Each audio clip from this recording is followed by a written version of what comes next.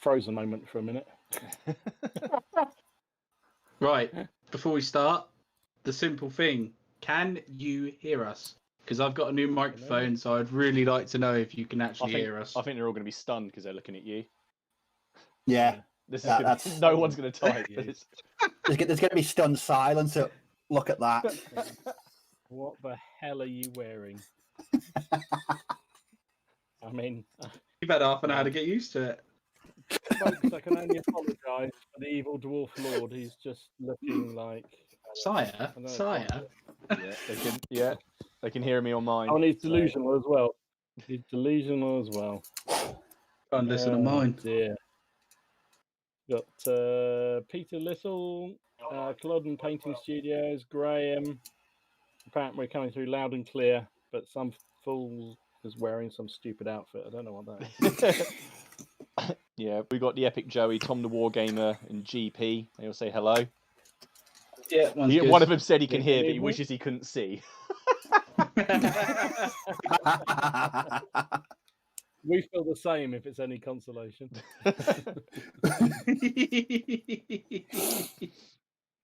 Good evening, everyone on my channel. Apparently, I'm all good now. Yeah, I'm good. I've set it up properly for once, first time, which I'm actually amazed at. To be fair, I didn't think it would happen, but yeah. So, good evening and welcome to the Plastic Crack podcast. I believe it's episode 23. So it's our 23rd week of doing this. My God, that's pretty. How does that happen? Do you know what? We're coming up to half a year. Not far, are we? We are not far off half a year. I suppose that's true. 52 weeks of the year, and we've done 23. You reckon? Blimey. Yeah, we're not far off it. We'll have to do a little special episode that week. But yeah, so like I say, this week we're going to do it a little bit differently. We're going to ask you guys in the audience to ask us questions about anything wargame related, not including my hoodie. Yeah, please, unless you want to know where. Unless you want to talk about his hoodie all night, then. Unless you want to know where to buy one, but yeah. But yeah. No, they're fine. I will say they do it in every sort of style. So you've got Napoleonics as well. And I'm not the only person in the group to have bought one. I'm not going to tell you who else has bought one, but I'm sure they'll be wearing it on one of the streams coming up.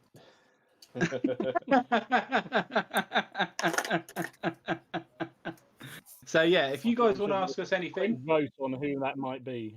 Yeah. Who do you think it is? Who do you think's actually done it? But yeah, we're going to turn it over to you this week. So if you get your questions come in or any topic you want us to discuss, I'm sure we're all more than happy to give you some input, and yeah, we'll go from there. Yeah. So we'll just do our normal. Yeah, we'll just do our normal what everyone's been up to this week, and then we'll crack on after that. So this week, what have you been up to, Steve? This week I have been mostly painting. Well, all I've been painting really is War Machine. I've recaught the War Machine book, and I'm really enjoying this. It's just such a radical change from painting World War II bolt action stuff. It's been rather good. It's been quite interesting. Oh no, I did do some bolt action painting. I painted one of those 3D printed tanks that I got. No, French. Yeah. So that was my first ever 3D print I've ever worked on or painted, and it was really, really enjoyable. So I've got they were given to me as a present by my regular gaming opponent. They're three really small, zippy, zoomy French recon tanks from early war. And I rather enjoyed them. They were quite interesting to work on. Some great sculpts though. They were really good. But no, for the most part though, War Machine is my current painting focus. Oh, fantastic! No, two questions on that, Steve. Explain War Machine. Explain what War Machine is and what it's about, because I don't know it at all. So it's Martin may have to help me out on this because I may struggle. War Machine is essentially imagine if you the setting. So it's a sort of dystopian steampunk world. It's called the Iron Kingdoms, and there's various. So you have factions. So you've got I run cricks, which are like undead, zombies, undead pirates. You've got Kador, which are sort of like Russians. They're quite technologically advanced. Their warjacks are huge, great big, colossus or colossi. Signar are sort of the, I don't know, Martin, would you say Signar are the good guys? They're the most corrupt, but yeah, they're all about range and lightning and stuff like that. They've just had a civil war and they've got a new king, but their old king and part of the deposed faction are always there to try and like cause trouble. So they got the sort of image that they're the good guys, but they're really not. Right, and then Is it? Sorry, is it futuristic? Like, yes and no. Like, and no, it's a bit of everything on it really. It's like I say, it's dystopian. It's got an element of steampunk to it. Which I think you've got one of the other factions is the Menoth, which are kind of they're more. I think they're like a religious faction. They're nuts. Yeah, they are. And then you've got the mercenaries and the freebooters, which is a really interesting faction. So they're not aligned to any kind of faction or entity. They're just got sort of mercenaries for hire. But the actual gameplay, the aim is to inflict violence upon your opponent as quickly and as brutally as you can. That pretty much sums it up. What's the tagline in the book? I can't remember. Play like you've got a pair. Yeah. It's play like you got. That's it. It's something like that anyway. Yeah. There's no defensive play. You can't win. No army can win by playing defensively. Also, it's aggressive. You have to be aggressive. Yeah. Oh yeah. I mean, at any games, we used to put terrain down, but it never really came into it because what would always happen is that by about the second or third turn, everyone's in the middle, punching the crap out of each other. Yeah. But it's the way it works. It's all based around. So you have a central warcaster who is sort of the head of the war band or the faction, and then you use focus points to allocate to your various units and support.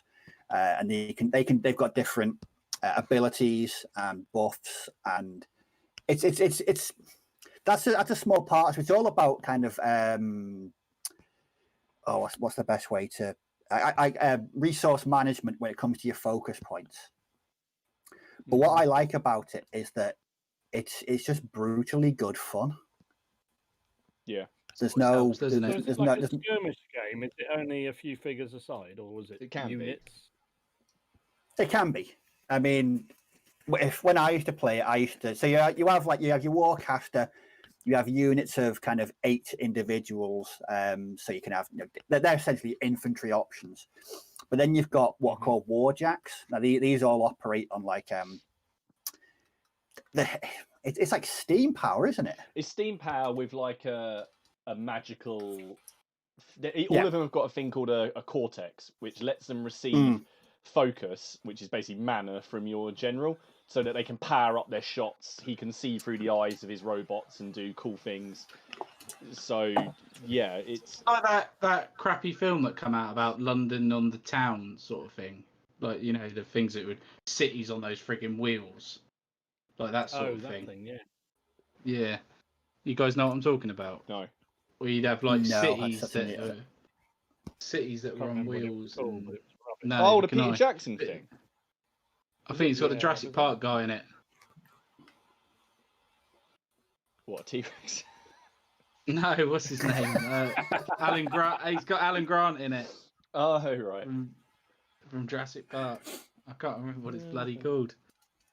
I can't remember either. You've sometimes you can have between as little as 6 figures up to around about 20-25. So it is a small skirmish based game. But what I like about it is the speed, and the rules are written to encourage you to not hang back, just to go just go all in and play the game that way. I've not played it for God, it's got to be over 14 years now.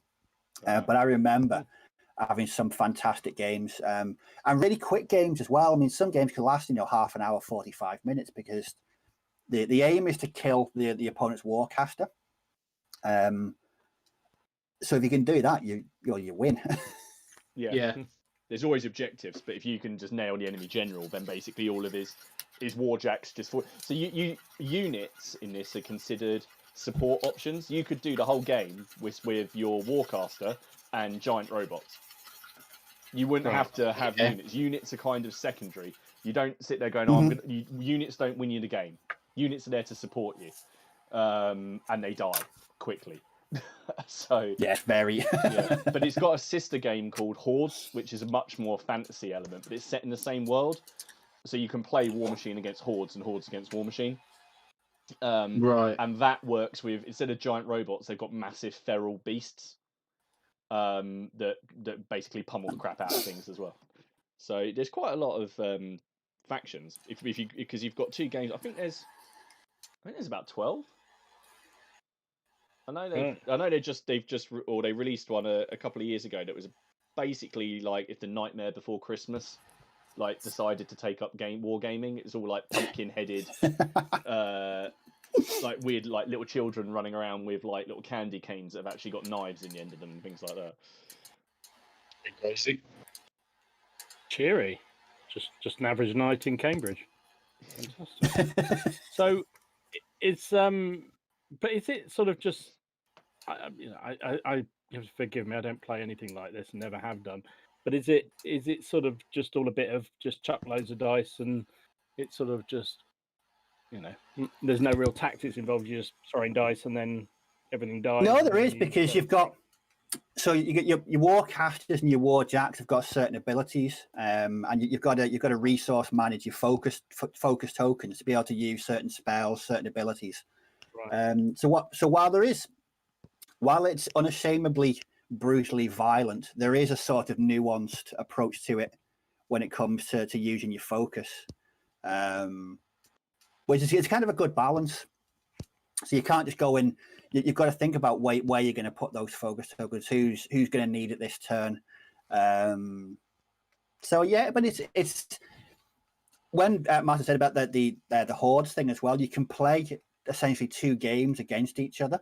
So in War Machine, the warjacks have got hit boxes and hit points on their card, and every time they take damage, you roll and you determine on the card where they've been hit. So they could be hitting the cortex, the arm, the leg, the hull. Now, once all the boxes are gone, the warjack's dead. But with hordes, what you've got is, because they're creatures, I think it's body, mind, spirit, and something else. But it works in the same way as the warjack's hitboxes. So you can essentially play 2 separate games against each other because they're set in the same world. It's a really good way of being able to collect different factions, but still have games together. Yeah, I did a faction from each, so then I can play games against each other because I've got it's the same rule set, but then also I had 2 options when it came to playing my opponents. So and it's been going for quite a long time now, actually, hasn't it? Oh God, yeah.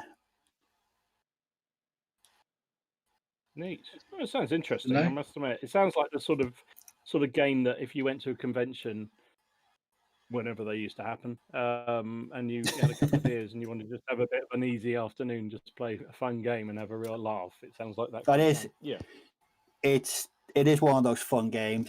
Whenever I've played it, it's always been a fun game because it can end so quickly. That's the best thing about it, is that there's some of the characters in the warjacks are so brutal and so good, but there's nothing that's really OP'd in it. So I used to play against my mates Kador, and we'd have 4 or 5 games in the same afternoon, but they'd never be the same. They'd always be different. And that's what I liked about it, was that it was the diverse array of different games you could have, just based on different factions and different abilities. Yeah, the thing is as Steve said, you have to resource called focus. So, for example, your general might have 7 focus. And then you can distribute that to your robots to allow them to do things, basically.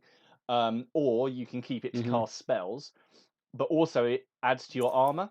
So if you've given out all of your focus, your guy's really, really vulnerable, and he'll just get smushed. Okay. But if you hold on to it, your warjacks and your spells, you're not really doing anything.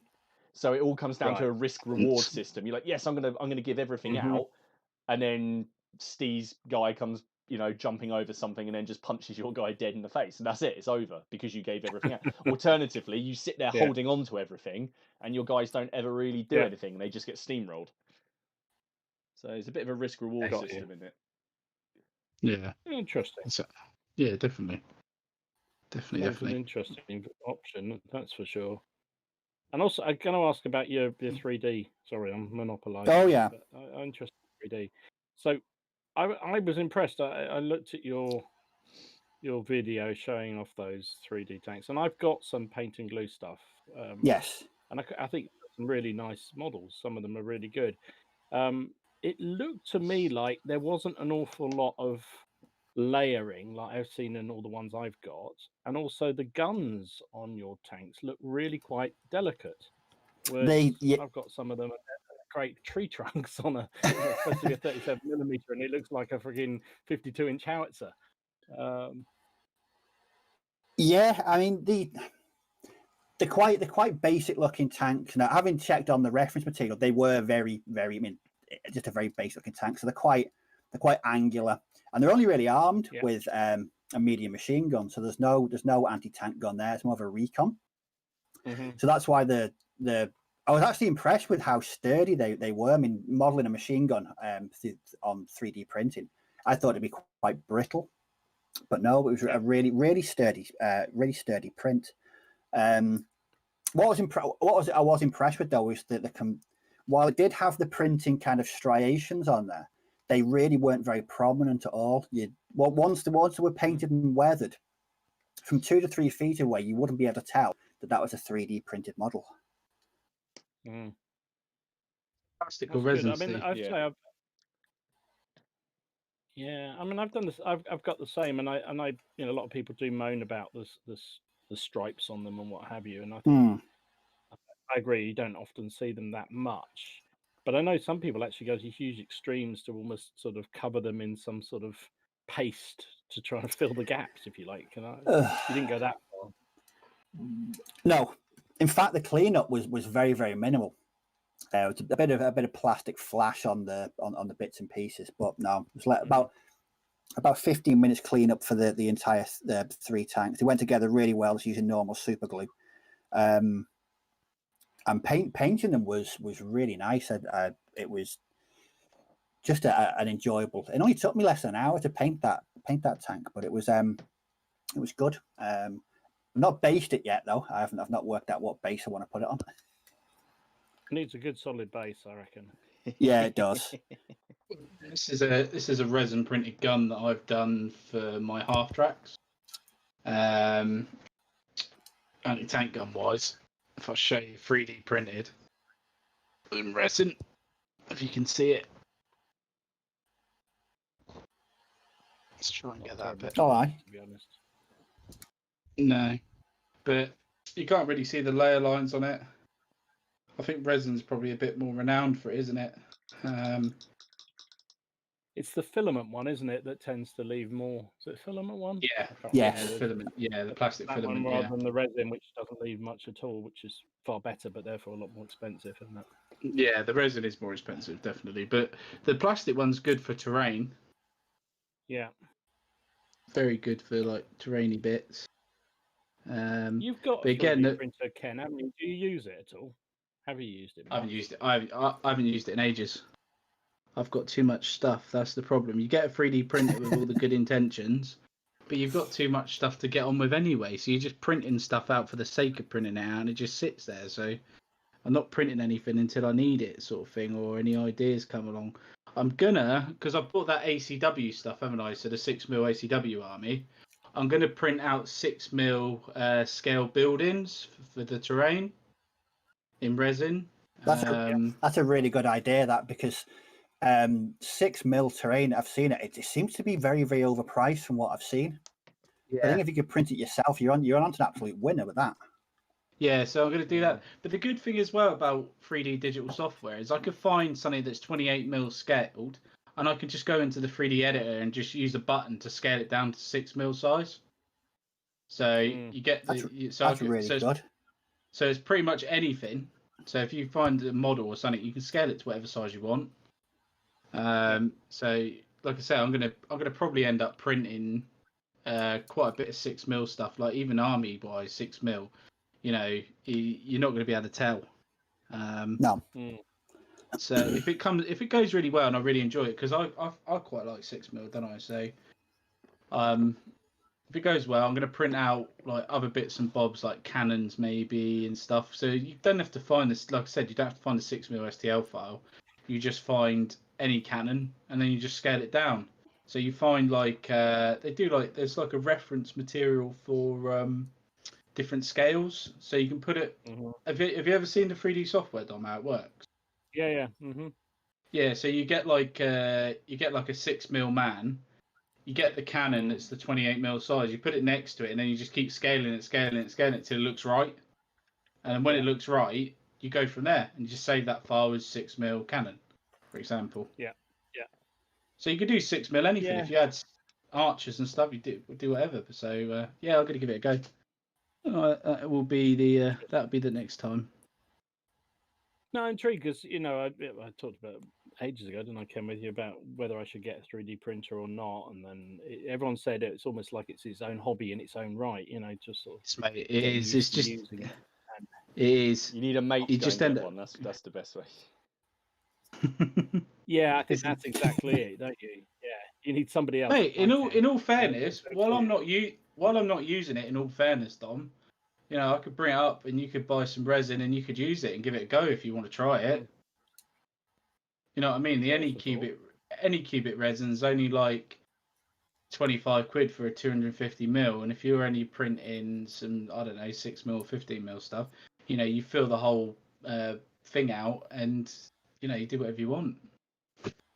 I was thinking more about sending my files down and getting you to do it, but never.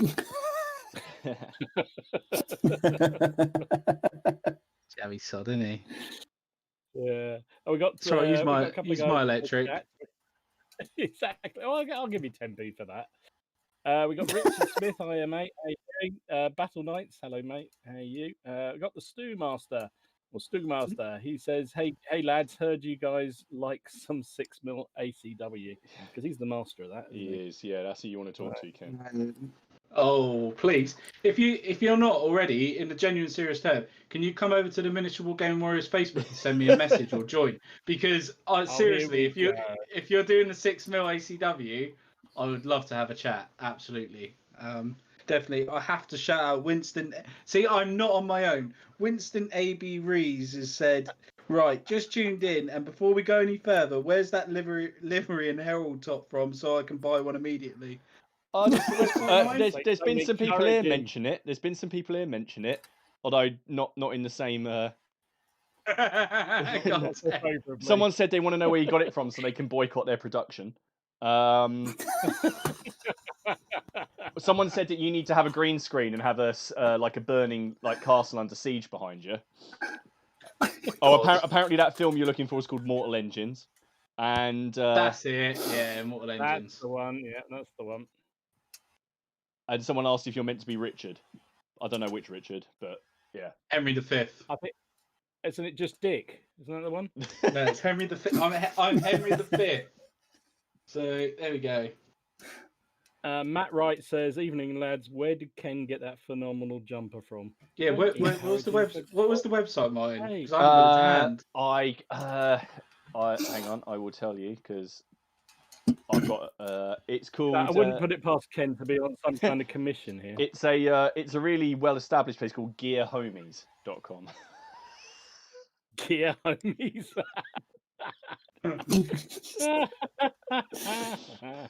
It's a reputable establishment. Yeah,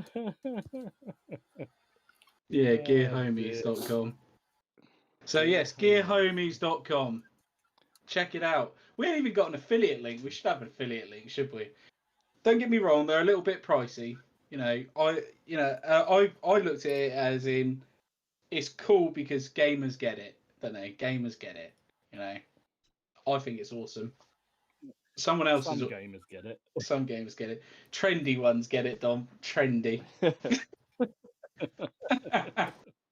This is what you got to do nowadays to be down with the kids on YouTube. Is that right? Oh, God. okay. Oh my god! But no, I quite like it, and like I say, it's going to be. I got it because I think it's, cool for the videos. I'm going to put it in some of the medieval videos. So, but yeah, I have got a green screen, and that would be a great idea for next week. A burning castle in the background. Oh my god, pillaging. So we're getting like in a video animation of just like pillaging going on in the background and setting the light to something. God. Forward, man! Stugmaster says he's up for that anytime. He said he helps out King Matt the Superior with his Civil War stuff, and he'll do the same for you. So there you go. Oh dear. Oh dear, bloody hell. So, what are you working on then, guys? You haven't even got through, have we? We're only on Steve. I'm finishing these archers. And this week I haven't really got much done. Paid a few guys, but not a huge amount. I've been sorted, same as last week, really. I've just been having a little bit of a low spell. Just doing a bit of PC stuff, playing that Kingdom Come Deliverance because it's really, really good. Check out the video. If you like medieval times, even Martin stopped watching the videos because he wants to buy it. Yeah, you're being detrimental. If I buy that, what am I going to buy all my Perry miniatures with? That's the thing. For the cost of that, the cost of that game, I can buy nearly 200 more Yorkists. So I need like. It's only 13 quid. Huh? It's 13 quid, Martin. Yeah, but I've only got a PlayStation. My laptop won't run. My laptop won't run. Well, it will, but if it's on my laptop and I'm working on my laptop, it's not going to happen. No. If anyone who I work with, I get it. If you get it, I would get it on your laptop anyway, because I had it on PlayStation, and unless you got a PlayStation Pro, it run like absolute dog's muck. To be fair, it wasn't the greatest experience. Someone's so I did warn you. Nick Games on mine has just said that you could have that comic toy arrow through the head thing, so then people would know that you're painting archers. But it's fine because Henry V did get shot in the face with an arrow anyway, so you'd be even more in character. Can we reenact that next week? You've got a longbow, haven't you?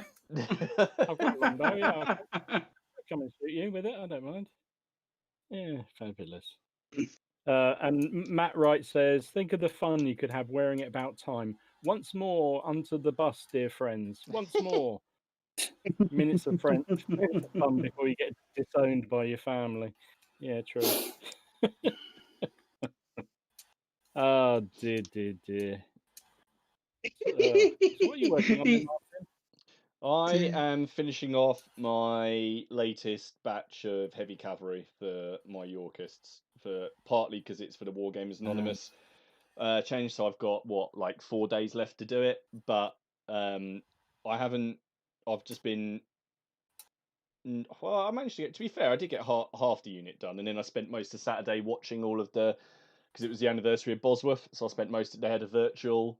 Normally they have a big reenactment festival, but obviously that didn't happen this year. So they had loads of sort of online talks and reenactments. So people talking about weapons, warfare, cooking. Then they had a Ricardian and a Tudor guy just kind of arguing for an hour, which I enjoyed a lot. And it was really good actually. And we sort of just even Haley sort of like started to get a bit interested in it. Although that might be because we just finished watching that TV series called The White Queen. I nearly had a brain hemorrhage in the last episode of that because they're doing the Battle of Bosworth, and so far I've been able to cope with pretty much all of obviously it's a TV series. There's things that they can't do, and I accept that. But in the end of it, the Battle of Bosworth, which took place on the 22nd of August in a big field outside of Leicester was taking place in a forest in the snow. And I appreciate that the forest is there to hide the fact that, like, you know, they haven't got enough extras, but I started to wig out a little bit. So I was, and then I was. Did they use flaming arrows or anything? No arrows. No, they Ooh, couldn't. flaming Do you know arrows. what? Actually, come to think about it, I don't think I once saw a bow or an arrow in that entire series. Now I think about it, Bloody hell. there aren't very many. The battle scenes aren't like big epic. It's not focusing on that. It's more on the court side of stuff. So it is good Right. for what it is. But yeah, that nearly tipped me over the edge to the point where my wife basically went to sleep so she didn't have to listen to me whinge. So so yeah, not a great deal. But I'm hoping to get these finished tonight. So tonight I'm just working on my 2 lords. I'm sticking 2 sort of knights in 1 unit, so I'm trying to do a bunch of livery. So currently I'm trying to copy this flag onto this guy's sort of surcoat. So I'm just trying to get the 2 on there. Nice. Yeah, so. it's easier when you've only got 2 colours to worry about. yeah well it's they all go for these crazy patterns. I was talking to my friend earlier, and we were saying that if you've seen it, but the Earl of Warwick's, his is going to be absolutely mental when I try to do it. I have no idea how I'm going to do it. And then I sat there thinking, after the battle, he must go back to his tailor, and he's got this massive rip through this thing, and some poor sod's got to re-sew and stitch all of that. It's just a little thought about the little guy. The Earl of Warwick's tailor, yeah. Or any of them, yeah. I love it. I think they might have sat there and thought, I wonder if anyone in like 400 years is going to think about me and think about what I used to do for the Earl of Warwick. I had to do all this after he's been through a bloody battle. Yeah, there you go. There you go. Shouldn't you have a bit of a Nancy voice on when you're saying that? Oh, look at all the mud everywhere. How am I going to buff this? Oh, is that just politically incorrect? Probably is. Oh, God. You said it, not me, mate. Okay. Duncan FX, dear. evening, mate. How you doing? Medieval Warrior. Oh, there's the man to ask about this thing. We got another expert on the period. Hello, mate. How you doing? Oh, and Matt Wright has come up with a question that's going to keep Martin and Medieval Warrior going for the next 20 minutes at least. Right. Is there a good book anybody can recommend on the War of the Roses? What, fiction or non-fiction? Yeah. Good question. Let's start with fiction. There's that's easy.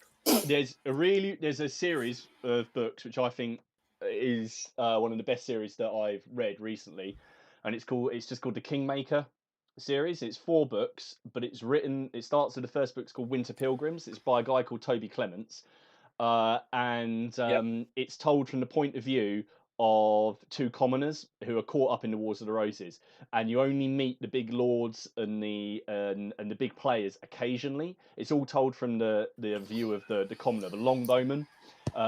But it's because he wanted to make it as authentic as possible, he went and did loads of research. He joined reenactment societies.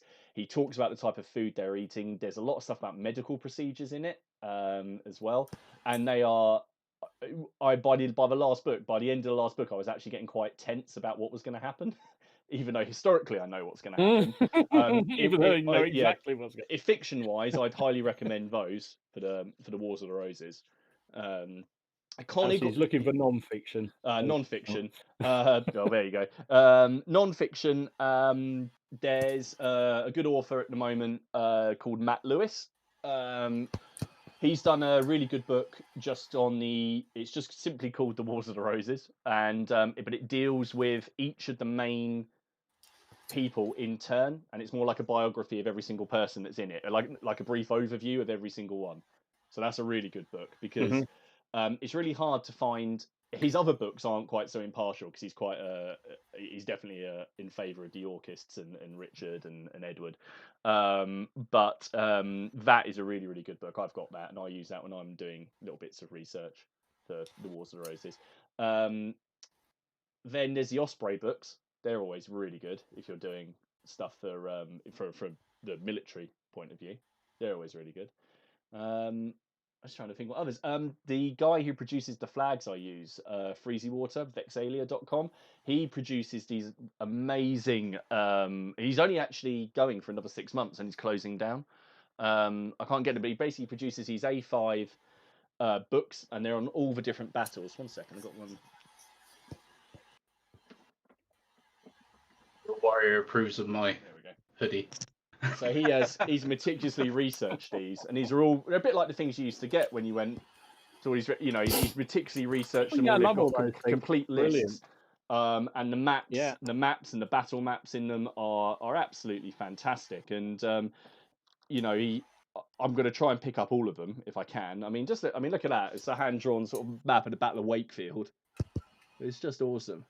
So, Fantastic. and they're Awesome. I think they're about £8 each, which, for someone who's producing them himself, I'm more than happy to pay.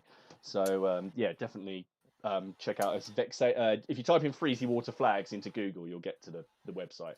But he's done whole big studies on the livery and everything like that. So there's a few. Excellent. Good choices. Really good. Fantastic. Oh, blimey. Oh, wow. So- I've got to get better at looking at this. Sorry. Yeah, It's he said hard. thanks very much. So, so you've got so you've got the Epic Joey says hello, Tom the Wargamer, GP, the miniature painters here, Justin. No, that's not Justin. Is that Justin? Yeah, Yes, that Justin. is Justin. Yes, hello. Sorry, I'm getting everyone mixed up. Nick Games Hello, mate. How you doing? already said hi. Medieval Warrior, there we go. Boney's Miniatures, hello. I don't think I've seen you before. Ewan and Aaron Lowe, and there's just a lot of discussion about your hoodie. There's a lot of discussion about this. You need to be making a speech, and then finishing with "This is England." So, do you know? I think you should. Can we run a poll or something somehow about whether people are in favour or against, or just have turned off It's already? War Game Warriors That'd be Facebook. good. Oh, Boney's Miniatures is Riminator. Hello, sorry, that's it off the Discord server. Sorry, obviously it's a different Ah, name. right. Yes. And Bill Roy. Hello. Sorry, there we go. I've caught up. Oh, and Liam. Hello, Cambridge Liam. Hello. Sorry, he'll kill me now. Liam.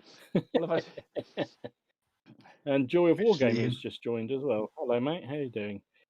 So I have to say, this week I have been completely hooked on everything to do with. Do you know? I've never really got into doing really serious research into stuff, and this bloody Confederacy of the Rhine period that I've decided to do has really got me hooked. I always used to do, a little bit of research and a bit of Googling and a bit of checking around and what have you, but it's like I've just got completely caught up in it. So much so, I was actually this weekend, well, when I wasn't out doing things, I was sort of planning out, all the battalions, I've got a spreadsheet. I'll never do spreadsheet. I don't even do spreadsheets for work, for crying out loud. And I've got spreadsheets of all the different equipment they've got and all the different color schemes they all had, each different regiment had, and I've gone from sort of thinking, well, I'm just going to do my little, I'm just going to do my army that I could use for sharp practice, and then expand into, having a few regiments for black powder. So I'm going to do the entire 1812 Berg Brigade, which is like 7 regiments of, seven battalions of foot, some guns and various other things. It's like, oh, for crying out loud. So yeah, it's got me completely hooked on it. But really enjoying doing the research. And I have to say, there was a guy, and I'll have to try and find his name, but there was a guy who came in, made a comment on the video I put up about it. Really super helpful, talking about all the differences, because it's, although Napoleonics, you can get a hell of a lot of good books and good research on it. Sort of the more obscure nations like this are really hard to find out all the little differences about them, and the sort of the different, because things like there were 4 regiments of foot from the Berg duchy, and 3 of them had little pom-poms on their shakos, but the other one didn't, had a long plume on its shako. Now why they would do that, I have no idea, but they did. So if you're going to do it fairly accurately, you know, you need to need to show that. And it's like, I would never even thought of that. Now, probably I would never have managed to. I probably would have been quite happy with my life if I hadn't never known that. But now I know it. I can't unknow it, so I'm going to have to do it. So it's kind of taken over everything. So yeah, and I did finish off some Polish or other Portuguese even. Yeah, it's when you start listening to audiobooks of it and you start buying hoodies from the internet, when you get into a new period. That's kind of the issue when you know you've got too far, and then you start bringing characters into your army from the books, and you're like, oh my god, this medieval period has hit me so hard. I'm so into the 100 Years' War now. I am absolutely in love with the 100 Years' War. The archer, the humble archer. Oh my god, he's got respect. It's even making me thinking about buying a bow. Let's go there. Oh my god, bloody hell, really? Yeah, Good I fun, see. archery. Yeah, I know. Recommend it as a hobby. I love doing archery. I've done it, a few times, and I did enjoy it. So it is making. There's an archery club just down the road from me as well. So it has made me think about it. To be honest with you. I know I'll never be able to pull back a war bow. Jesus Christ. I'd have to have arms like a bloody tank to be able to do that. Just start me on a beginner bow. But yeah, no, I've definitely, yeah, glad I did this period, to be fair. It's one of them. And it's the same for you, Dom, isn't it, really? It's like, you're starting something you've never done before. You're so close to French, it's unreal. You're even using French models. I am nowhere near to French, mate. Let's get this absolutely clear. I'm nowhere near to French. Just their neighbours. German. Exactly. Just their neighbours. It's one step. It's one step closer. But I think I do think it's one of the fun things about this hobby, isn't it? I mean, I think actually Peter's little question of the week was kind of along this lines, which is probably a good idea to talk about at this point, because he was asking the question. Does your historical reading material influence your purchase of miniatures, or do you buy your miniatures then read about the period? Now I know the answer from Ken straight away, but what about the rest of you guys? Martin, what about you? Do you do it with the period first, and then, or the miniatures first, basically?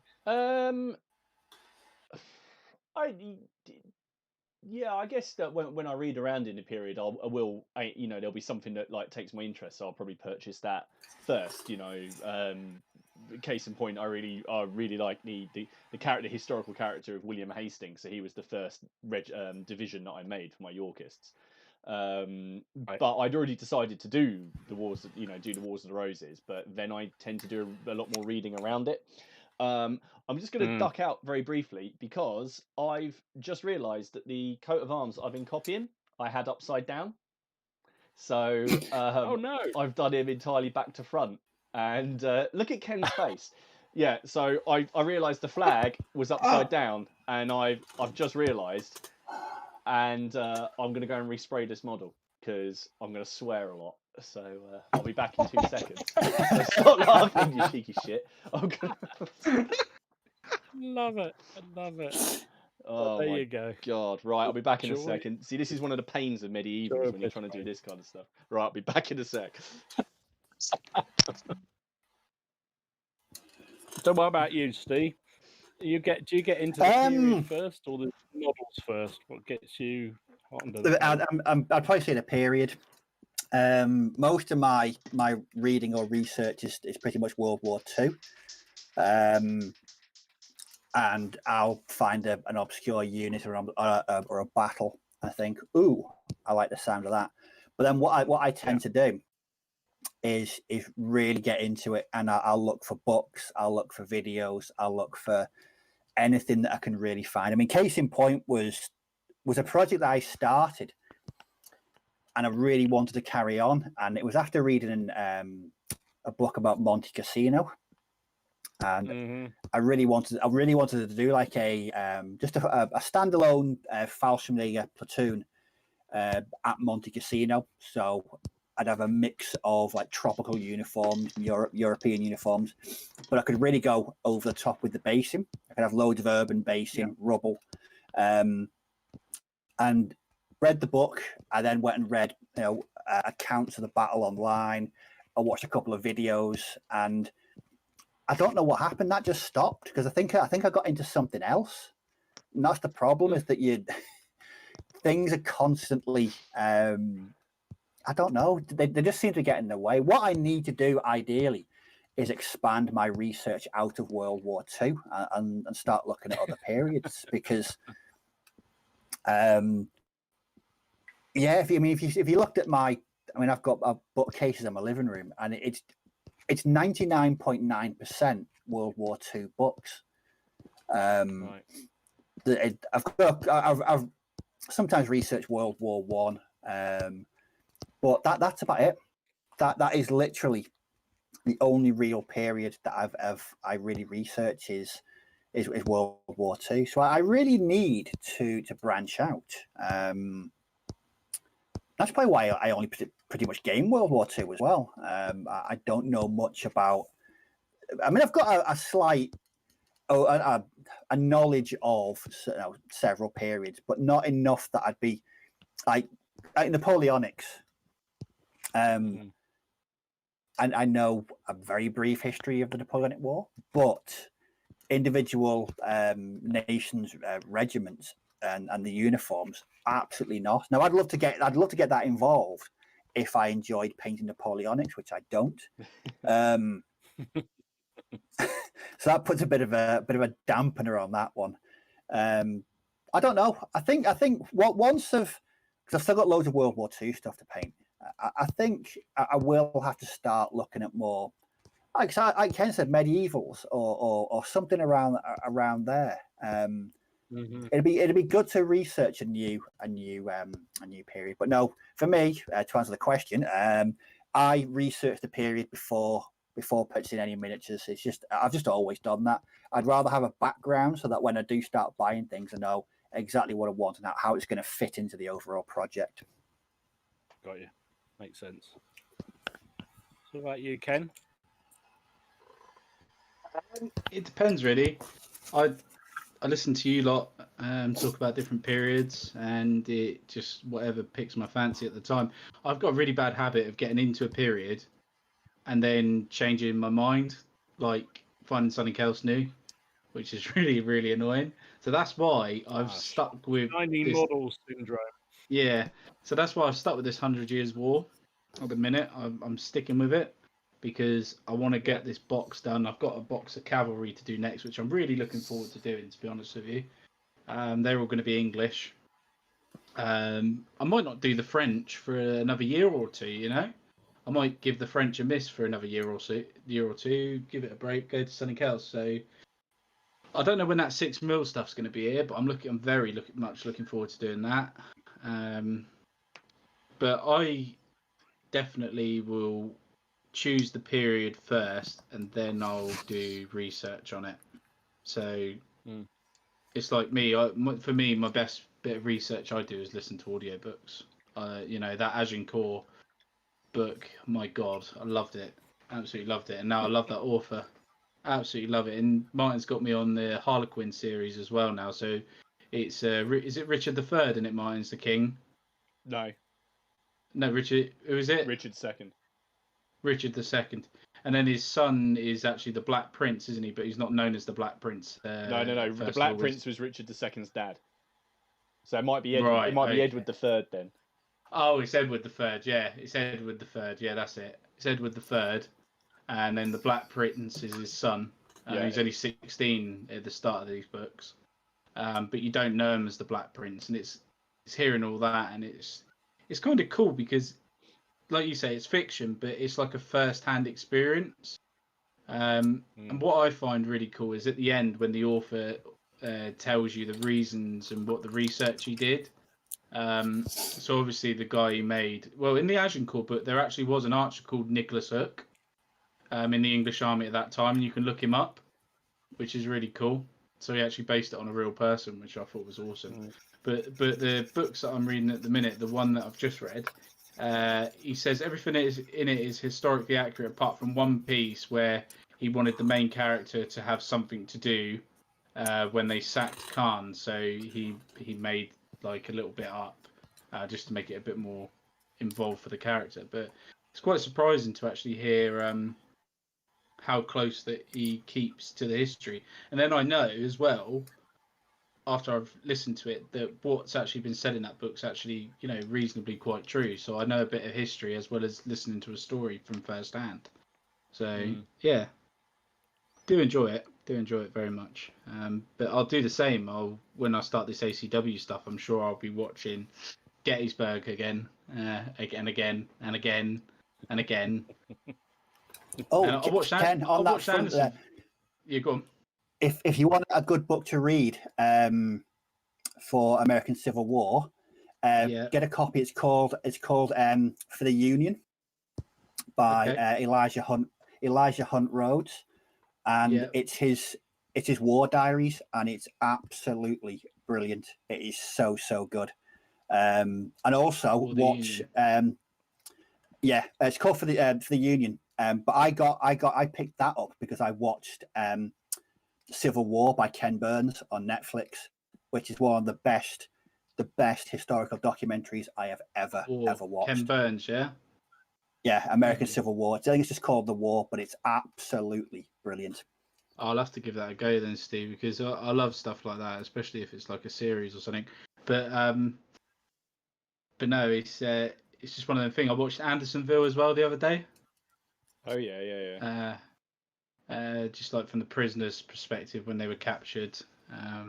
You know that Bernard Cornwell, who wrote Harlequin and everything, he's done a series on the American Civil War as well, right?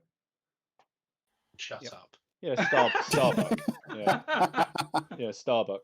Ken, do yourself a favour, and when you go onto Amazon, just type in Bernard Cornwell. Every Bernard Cornwell, you will like all of them. They are fantastic. Yeah, but it's not good because like I can only listen to one at once. I'll see them all there. At least I've got set books for certain periods. But no, I didn't know that. This author's become my favourite. And then you can mix it up because Sharp's son makes an appearance in Starbuck. So Sharp, who's fighting in the Napoleonic Wars, his son, it then turns up in the American Civil War. Oh my god! My god! I've never read that one. That's one of the few ones I've read. Every other book he's done, including that one of the Stonehenge book, wasn't it? I was going to listen to that next. I was going to listen to that after this. To be fair, is that Dark Ages? Is it? No, it's prehistory. No, it's Stone Age, Bronze Age, and right. Neolithic. Oh bloody hell! It's all right. Very. Maybe I'll give that one a little miss for the time being. Then you're going to struggle to find figures for that one, Ken. That's for sure. Yeah, sculpt my own, can I? There you go. There you go. You get your 3D printer game, no problems. Yeah, exactly. I think, Joy of Wargaming says there's a sort of feedback loop, isn't there? You read because you're curious, and read inspires the wargaming, which inspires more reading. Yeah, inspires more purchasing of models as well. Yeah. Yeah. I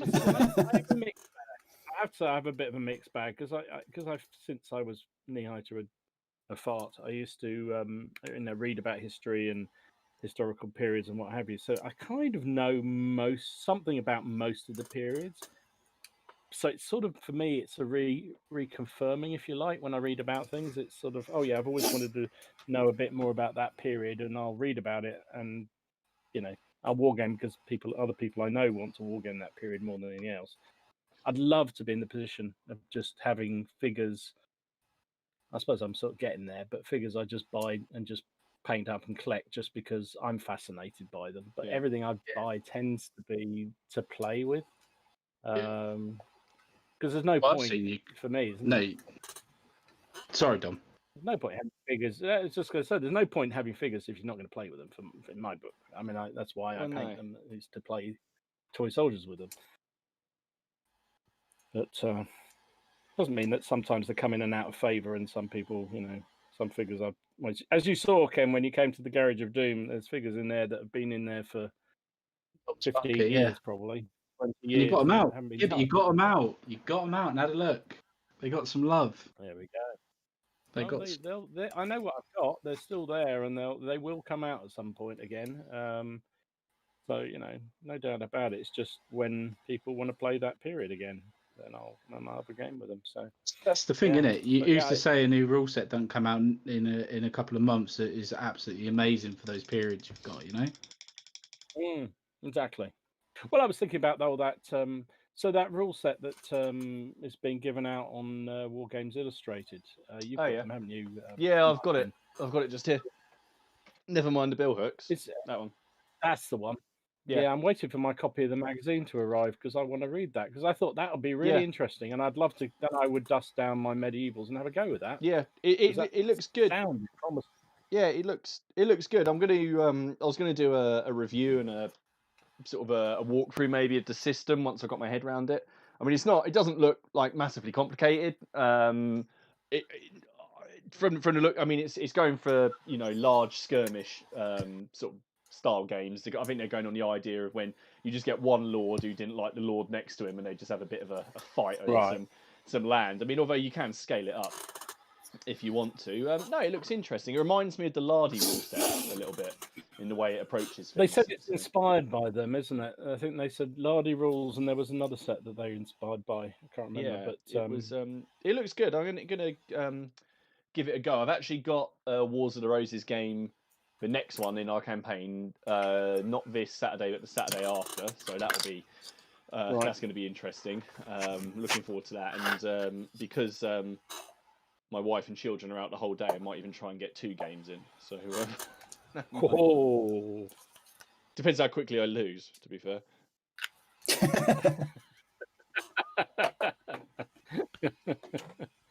Yeah, I do like the look of that. I mean, I do think medieval period is fascinating, and it is one of those periods where you can really throw yourself into the colour of the period, as some fool sitting on the screen is showing us right now. I don't know. But it's George. Oh, he's woken up. Give Grandad a bottle of milk.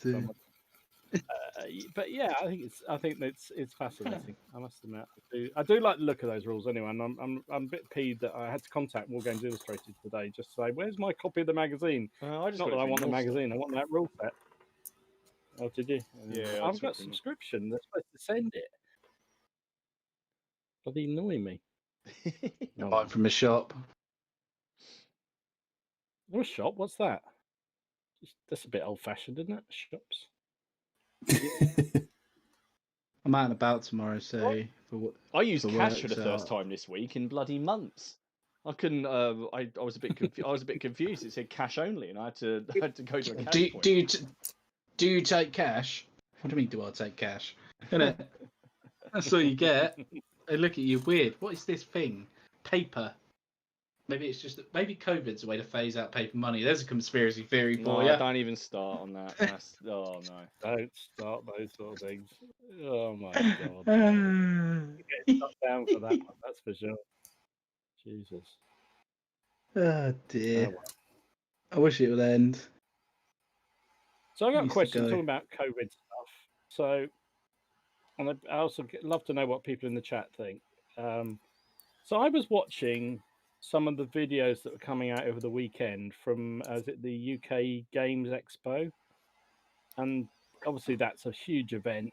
It happens I think it's in London every year, or is it Birmingham? Yeah, I went last year with Virgin Media sponsor. I was there because we got staff stuff with Liam. Oh, cool. There we go. Yeah, it's really good. Really good. Good looking show, but they obviously it didn't happen this year, and I can't see any chance of anything happening this year. And I think it's a fair chance nothing much is going to happen in the first half of next year either. So they're all trying to do these virtual shows, which I kind of get. But I was looking at it as it was like 17 quid for a ticket for one day of the virtual show, and I thought that's a lot of money for a virtual show. And what actually stream, innit? get? That is on the high side. But would you go to a virtual event rather than a physical event and pay money for it? Is that something you'd be into? Given the fact probably that's the only thing we're going to have next year, or for the next 6 months anyway. I would for free. I do. I would for free. I'd do stuff for shows as well for free. You know. Do you know what I mean? I'd do a live stream for a day if people wanted to watch it. You know, it's part of my hobby. It's fun for me. I wouldn't charge anyone for that sort of stuff, especially if I was doing it at a show. I wouldn't go to a show if they were going to charge people to. Oh my god, my tea's ran out. That's annoying. It's a litres worth as well. But no, I wouldn't. Don't know about you lot. What was it? Sorry, would we go to a virtual? Would we pay for a virtual show? Would you pay for a virtual? You know, or would you even visit, even if it was free? Would you?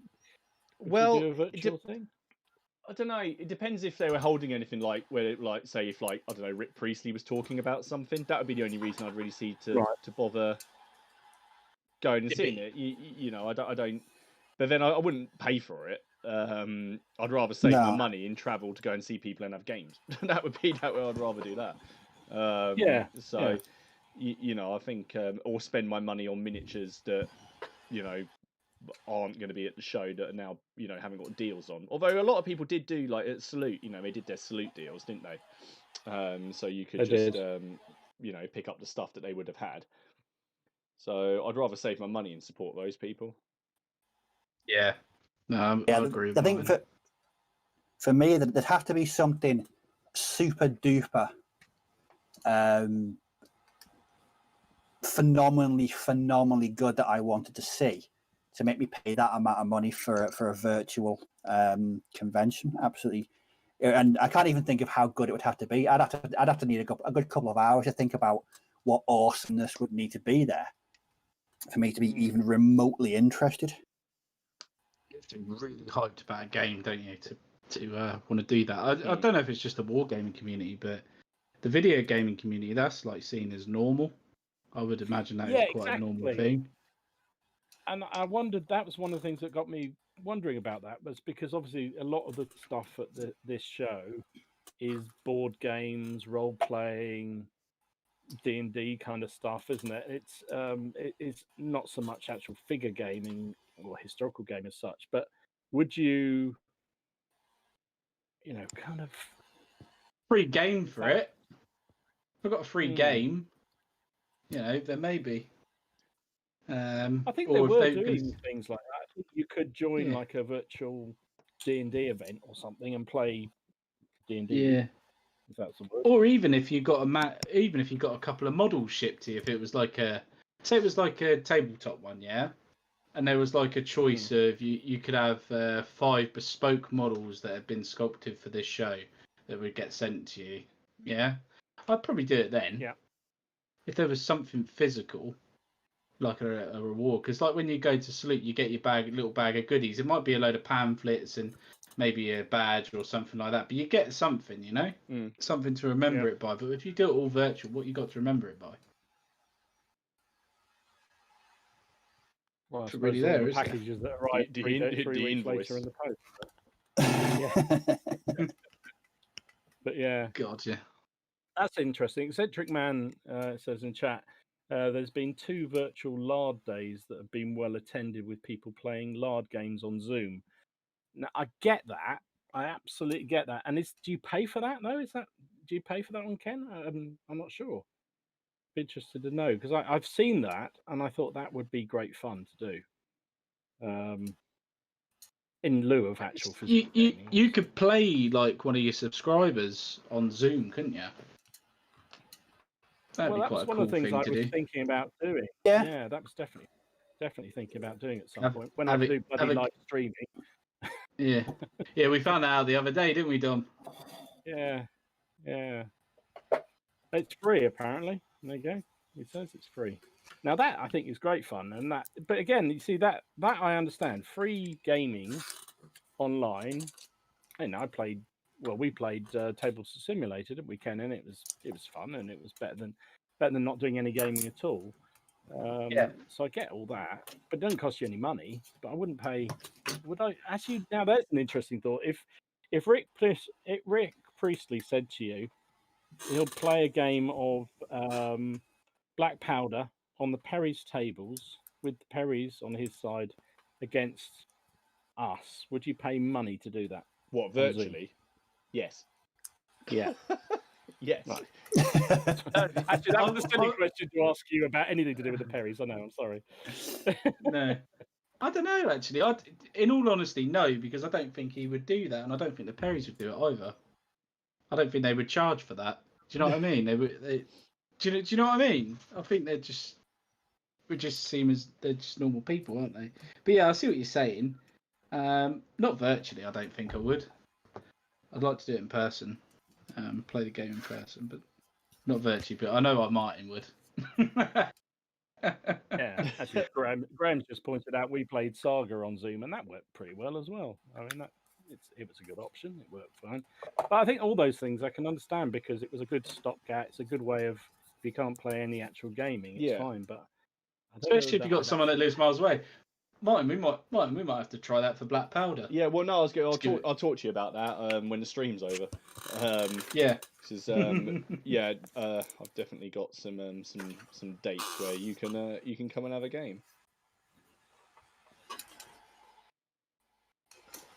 That's fine. I think it's Wicked. intriguing. That intrigued me anyway. But so it's interesting to see everyone thought the same thing. It wasn't just me being a tightwad. I just thought, bloody hell, you've got to be kidding. No.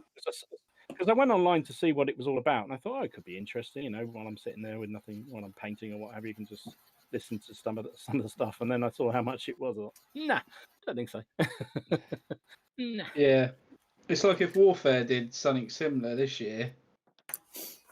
You know, basically you're just paying realistically to, for example, I don't know, get access to deals, I guess. If you did, because didn't someone do a miniatures convention? I swear there was something. Yeah, there was. There was a 40k one, like 40k, and all that. Did a miniature convention. I can't remember what it was. It wasn't really historical, but it's more sci-fi and stuff. But you would go into a Discord chat with, say, Goobertown Hobbies, and there'd be like 4 or 5 of you there, and you get to talk to him and stuff like that, and you're paying for that privilege, which you wouldn't normally get to do. And he might give you some painting techniques, or you get some skilled painters or stuff like that.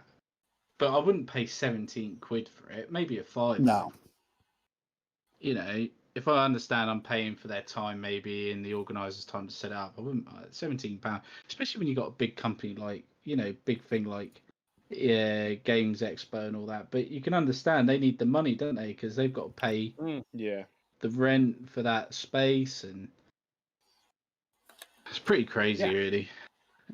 It's gonna obviously this will stop hopefully once we get past this COVID situation. But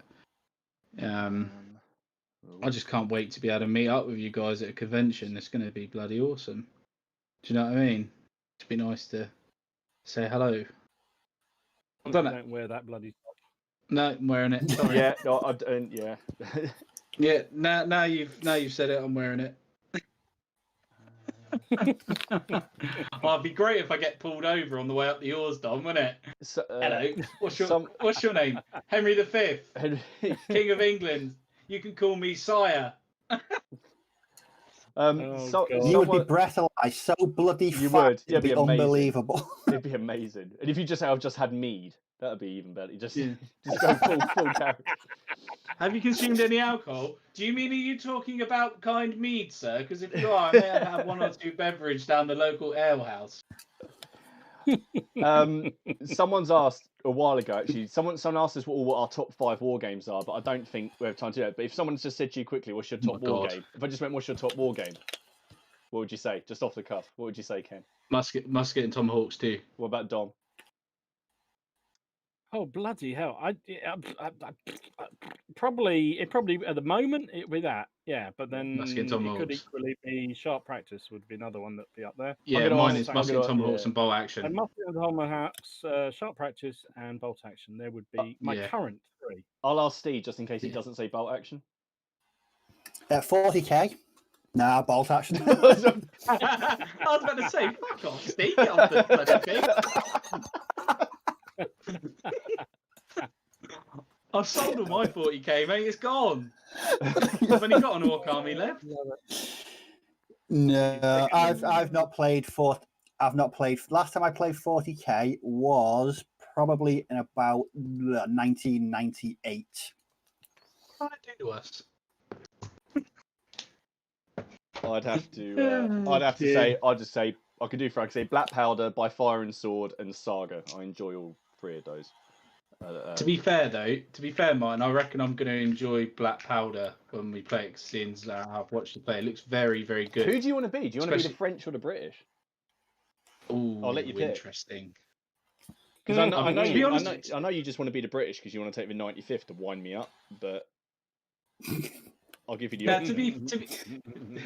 To be fair, I would like to play as the British, especially the first game in.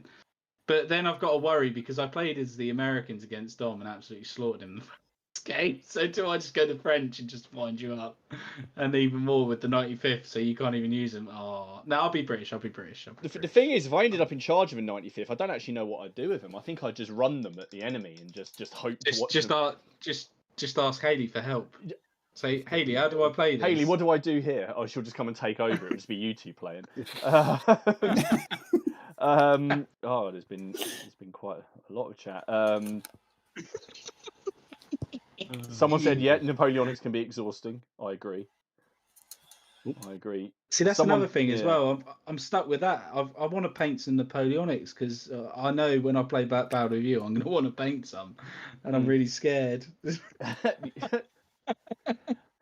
the problem. I know what a bitch they are.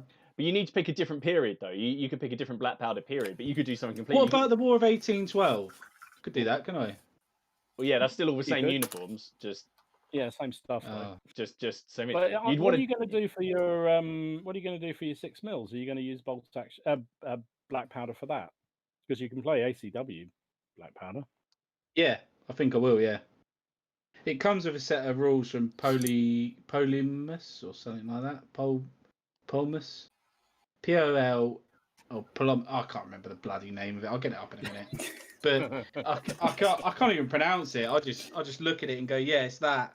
Let's have a look. What is it called? I'm going to look it up now. And you're quite right, Battle Knights. I'm definitely not going to put the Rebels and Patriots and SBKR in my top 2. You're right. The guys in the chat here are having a great chat about who's their favourite Napoleonic nation to play. They've got Prussians, Russians, Austrians. No one has said French. What about Swedish? I'm Swedish are almost my thing. Someone's just said, "Is there any Frederick the Great fanboys?" Is that Swedish? No, no, I don't know. I'm Russian. Oh no, of course. You're out of your comfort zone, aren't you, mate? That's your problem. Someone just said, Damjan said he honestly dislikes the Middle Ages. Not much good stuff happened. Only wars, religion, executions, development all but halted. Oh, I don't have to. What's not to like about that? I don't have the. Oh no. I don't know. I'll go on this. Go on, you got a couple of seconds while I try and find out this. Someone said. Sacred Man says Congo is the best game to play. That's interesting. Ken, sorry, carry on. Sorry, Ken. Someone said that when COVID is over, you're going to have to wear that outfit, go outside, and then sneeze in public. It's not real chainmail though, so the stuff they throw at him isn't really gonna. It's not gonna deflect. And then King Matt's just joined. He's been doing some live streams recently. Have you guys watched any of them?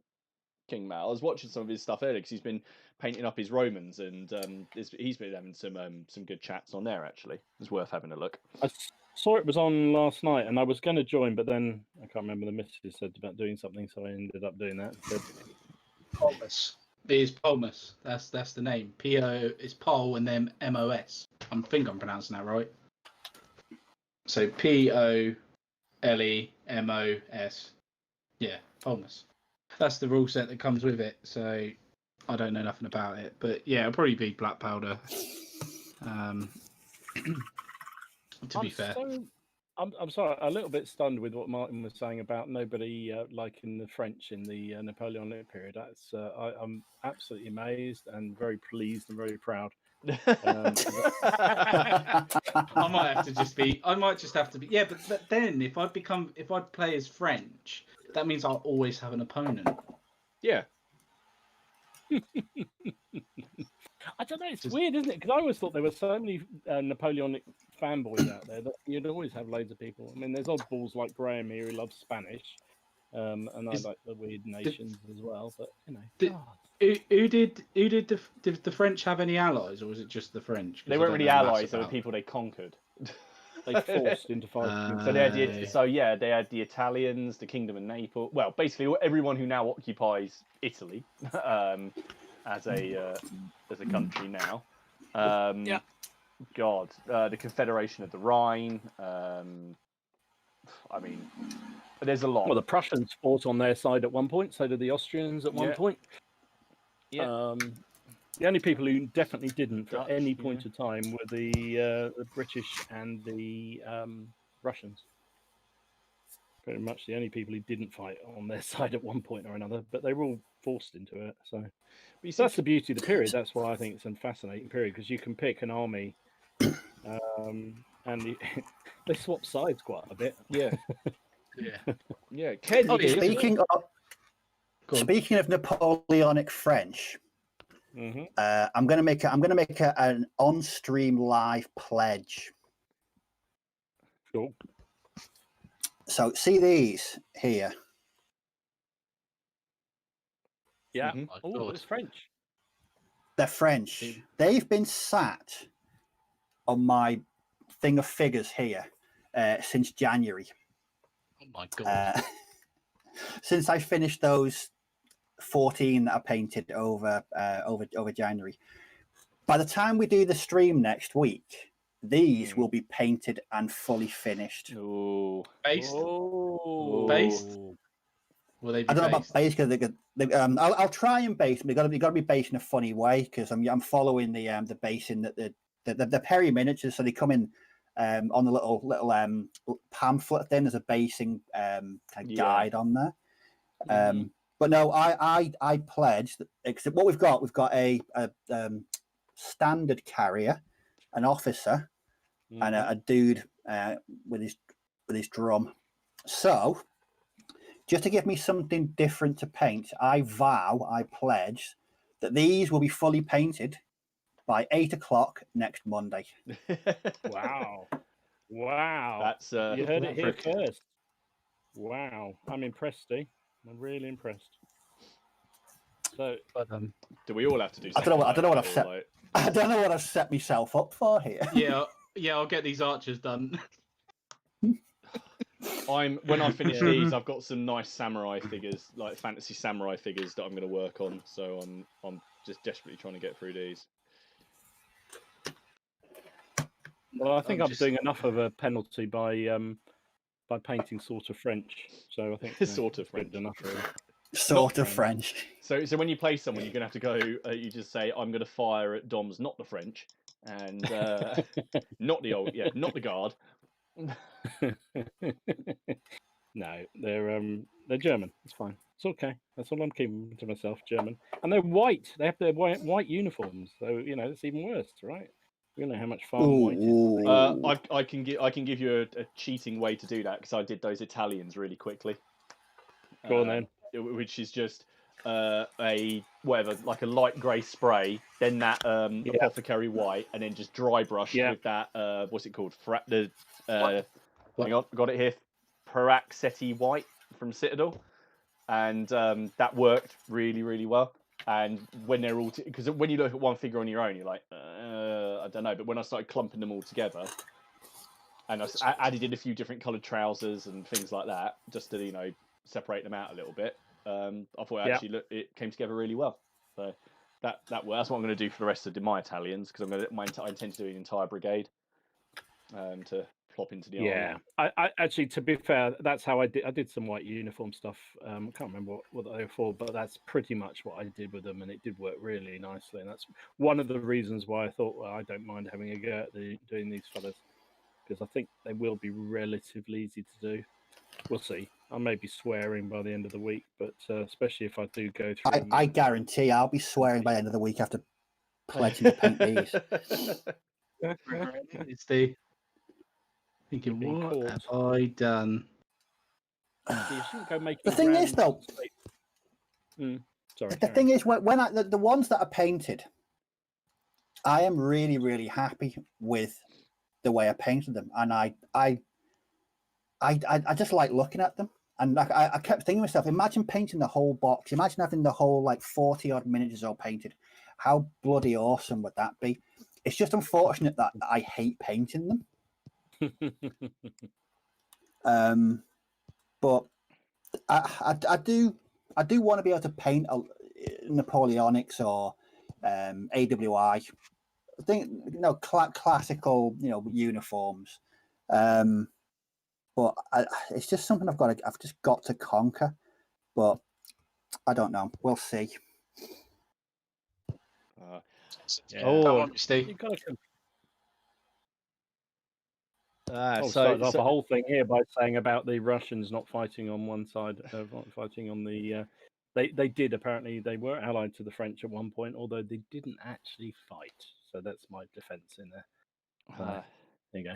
I'm sorry. I've started something on mine now. Damjan's come back to me and said, "Well, someone explain compared to antiquity and the Renaissance area, you can't say that the Middle Ages didn't slow down the development, and pure war isn't necessarily that fun, especially an unjust war." That's quite deep.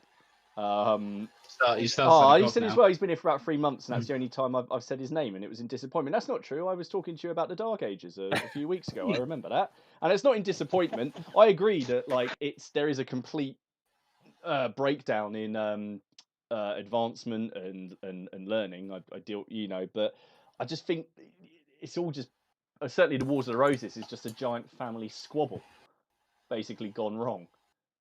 The 100 Years War's the 100-year war ends, and people don't have a massive war to focus on, so they start battling each other.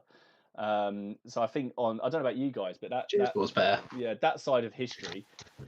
I don't know. I just find people's the constant. I find it really interesting, the constant backstabbing and the who was on one side 1 minute and then why did he turn, and then you can trace things through history, so you realise these people that Ken or is going to be painting up in the 100 Years War, and how they then their ancestors acted in the Wars of the Roses, and then how that goes into the Tudor period, and then into the Stuarts, and it just carries on, and you realise again how close all of these eras actually are. Because I always find it quite funny when people say, "Oh, it's a really long time ago." It's 500 years, and it's not really.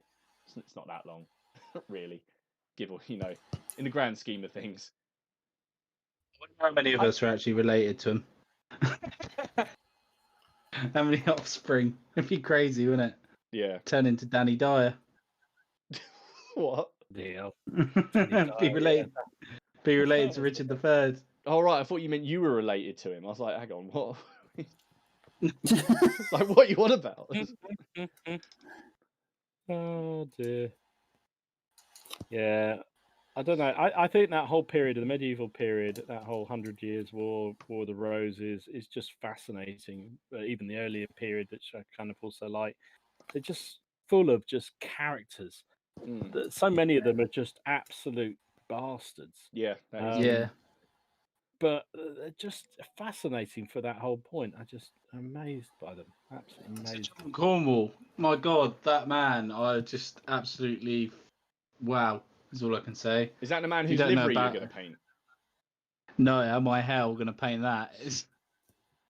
If you've seen how hard that is, I was like, what? Oh, there you go. Look, Steve has set himself a goal. Why don't you set yourself? There you go. Yes. God, mine.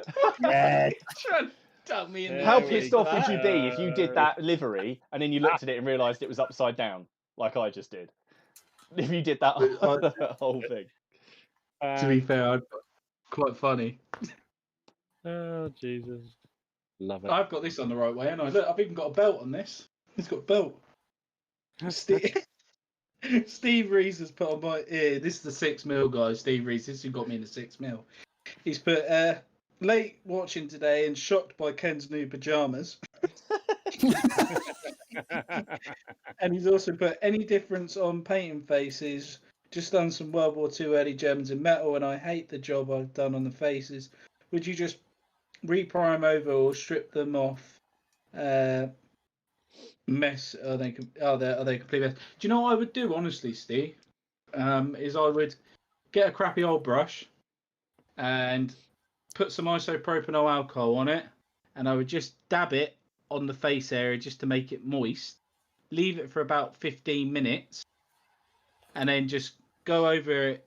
Give the brush a wash out and just go over it and just do little circles around the face so it doesn't touch any of the other paint job.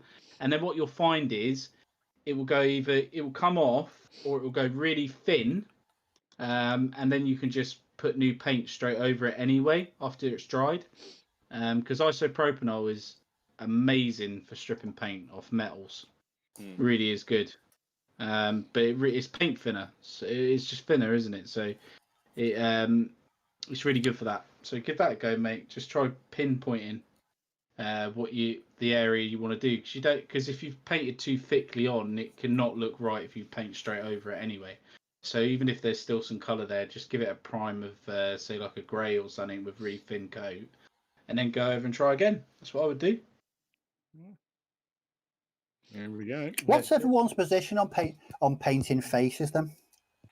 If it's these Perrys that are really small, like compared to say Fantasy 28mm, I will do the face. I'm going to attempt the eyes on a couple, but if it doesn't look right because I can't get the technique down, I'll leave the eyes. But normal 28mm from say Games Workshop, I'll paint the eyes now as well because I've got that down to a T.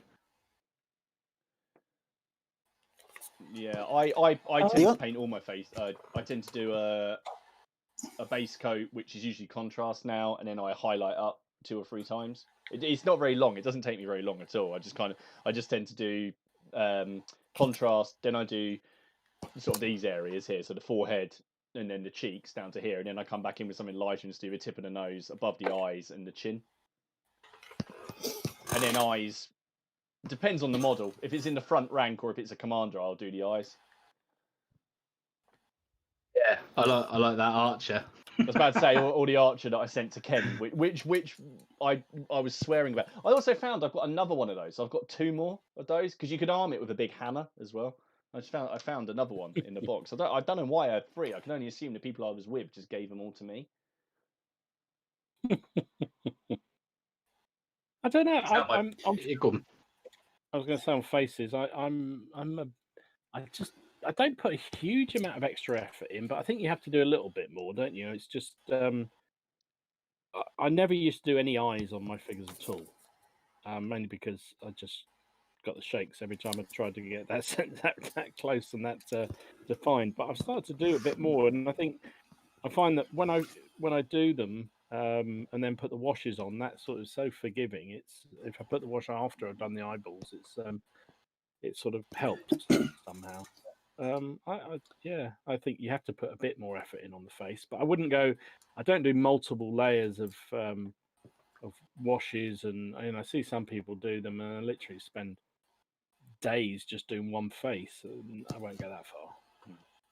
So the only reason I ask is that last week when I was digging at all my War Machine stuff, I was going through several bits boxes and I found a bunch of some were Games Workshop and some were just other sort of fantasy bits and pieces. I'd painted, it's got to be, crikey, 15, 16 years ago. And I was struck by how well I could paint faces back then. Whereas now, it's one thing I struggle with. I'm really, really crap at painting flesh. So it's just something you, I don't know. Are there any other parts of painting or modeling that you think you've sort of regressed at? I definitely am not as good a face painter as I now as I was sort of early late 20s, early 20s. Yeah. What you find though as well, Steve, is those models, they probably have bigger faces compared to the World War II stuff you got now, so you can see it a bit better, and you can see defined looks a bit better. Because I'm finding it really hard with these archers to get where get a small enough amount on the tip of the brush. Tell you what though, these brushes have helped out. They're Red Stable Kalinsky ones. They're really cheap as well from our MC models. You can get them online, but I have found having a good tip on a brush for painting faces is definitely the way to go. And I don't know what you guys think as well when it comes to good tips, but I was using the same brush for metallics as I was like my normal base coat painting. I've stopped doing that now. I don't use metallics on this Kalinsky brush. I use it on the older brush, and I've noticed my tips are staying better longer, and I don't know why that is. I don't know why that is. But my pet hate is round helmets. like around chin straps and picking out straps. Yeah. That's it. That I can't stand doing. It's just winds me up because I miss so many of them, and I end up thinking I need to go back over them and do them again because it does make a difference if you've got a neat painted thing, because your eyes are drawn to the face area as well, which is even more annoying. I wish they weren't, but they are. But like now, I put too much paint on my bloody brush. Then it's like, oh, you bastard! I'm just thinking. It's interesting. So, do the Remember- rest of you have different brush for different paints? I have different brushes for different things I'm painting, not different paints that I'm using. Right. Yeah. Yeah, I mean that's logical because if it's something fine, really detailed, you'll have a much more detailed brush for that or what have you. Yeah. I mean, I guess trying to think if there's anything.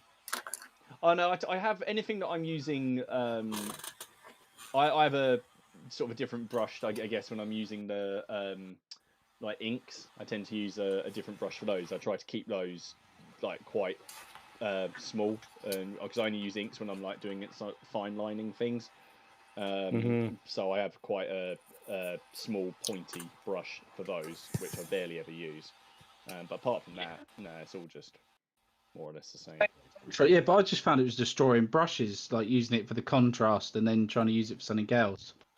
I was just now I've put a set brush to each task because my brushes seem to be lasting longer, so I haven't lost the point on this this brush yet, which is quite rare. The amount of models I've been painting, I would have presumed to have lost the tip on it.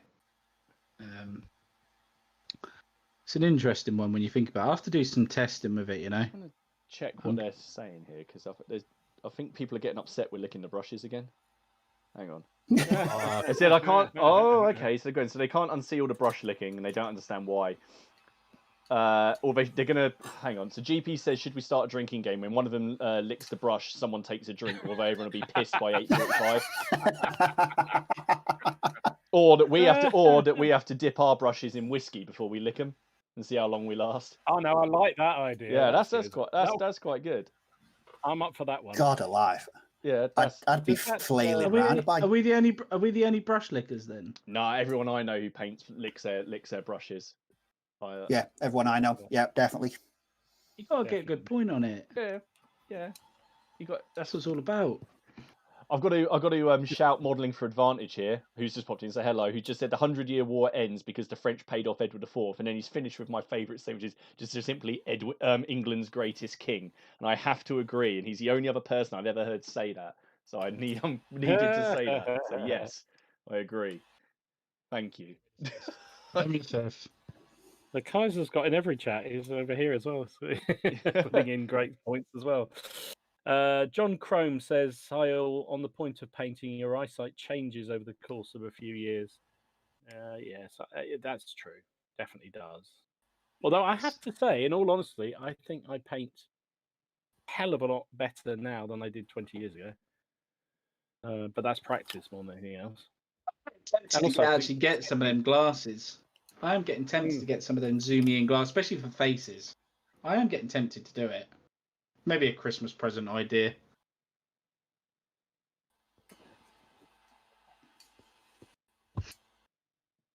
Filthy habit. Maintain your brush points with water. No, whiskey. I think it's the way to go. Yeah, whiskey. Sure I like that. You know what would be really nice funny fine is if we single- found out single that malt. actually it improved, brush longevity. Yeah, just won't improve your painting skill. You're trying to paint eyes. That could be good. We'll see how that stream goes. Now, have you ever done that? And I think I have done it before now, where you've had a few jars and maybe later at night decided, I'll have a bit of a paint. And, I stop. Oh, what did I do? Yeah. The only time I've ever really done that, but it wasn't painting. Me and Ian he'd come over and we just had I don't know what we'd been drinking. Got about 11 o'clock and we thought we'd have a bit of an old guitar jam. And then I realised that my guitar skills go from moderate to dog shit after about 4 beers, and my hand-to-eye coordination was just so bad. So I wouldn't even attempt painting. Guitar was enough for me. Painting would be right out. I don't know. I'd probably end up in A&E if I'm being completely honest. Yeah. Love it. Love it. God, I'm gonna have to do command base for that. Forgot about that. I mean, I've heard of people who get absolutely paralytic, and then next thing they know, there's a whole load of elephants appear in their under the doormat. I mean, you know. I've heard about this. I've heard about this as well. Yeah.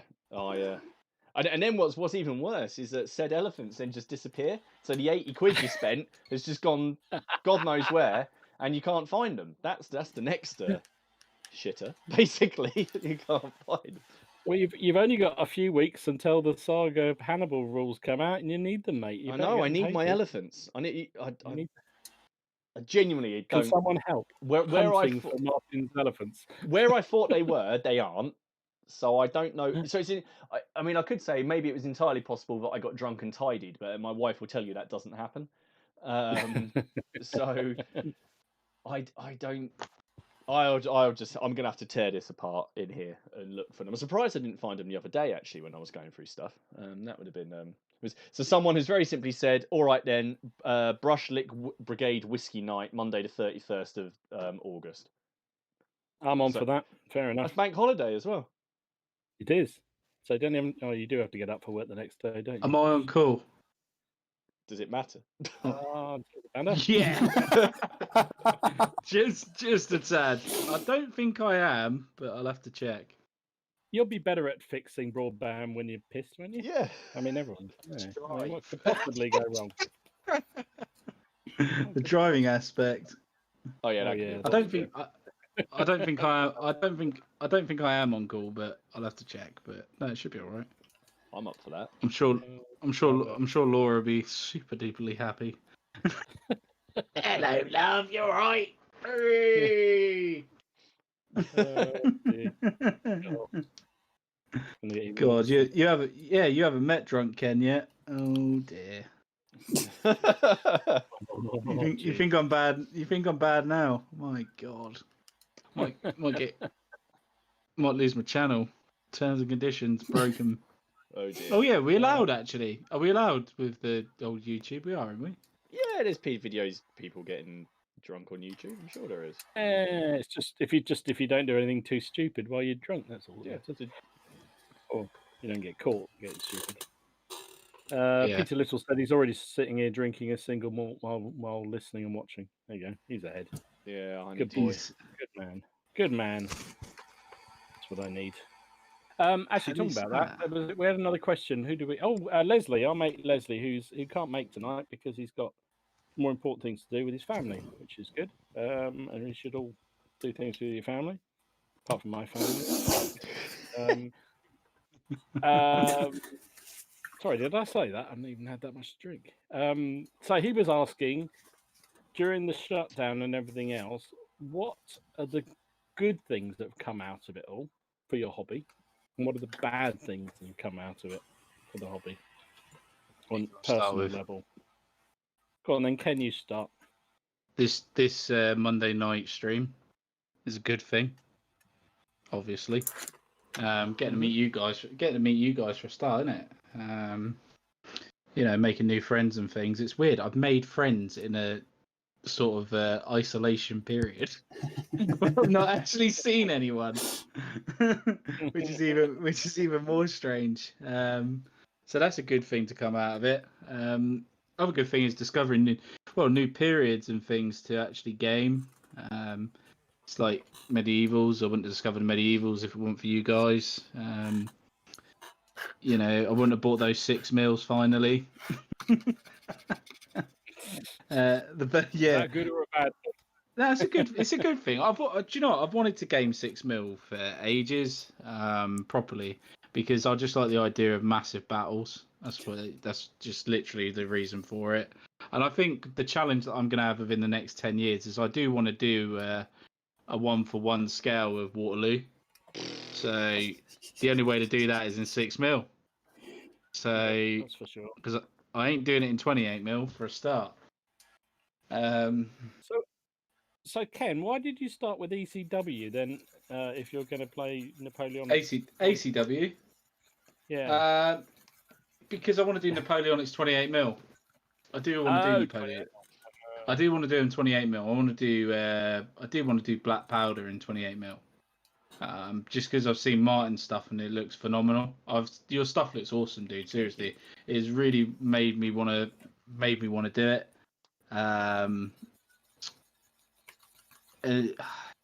That's the main reason behind it, is just because it would look really cool, and I'm starting to get a bit more creative with basing as well. Instead of just sticking the Luke APS stuff on and just leaving it, I'm starting to put flocks on. When I start doing the bigger basins, I think I'm going to start adding little bits in, like bits of equipment and stuff like that. Things that I've not done before. So that's the positive. And negative side is spending too much money, because obviously you can spend too much money. But I'm one of these gamers which people don't agree with, that I sell miniatures. So all these models behind me here, all these Games Workshop ones, are all sold. They're getting packed up and going in the post, because I know for a fact that I'm not going to play with them. Yes, I saw a couple of your listings pop up in my Facebook feed actually. It logged that we were friends, and then it said, "Yeah, you don't want to buy an Imperial Knight, do you?" A what? I don't even know what you're talking. A what? A knight? I'll show you. Yeah, I'll show you. Look, one of these. That's not a knight. Yeah, it is. That's not a fucking knight. That's a knight. Apparently, this is an Imperial Knight Warden, right? Which is magnetized. He's magnetized with his missile launchers. Just to give you a rough scale of him, so this is a 28mm Perry. Yeah. And that's the Knight. So that's how big that is. Jesus. He's for sale if you're interested. He's the only one that's not sold yet. I'll think about it. Actually, I'll think about it and then not look at it when I'm drunk. No, yeah. But I've kept my Lord of the Rings. They've stayed.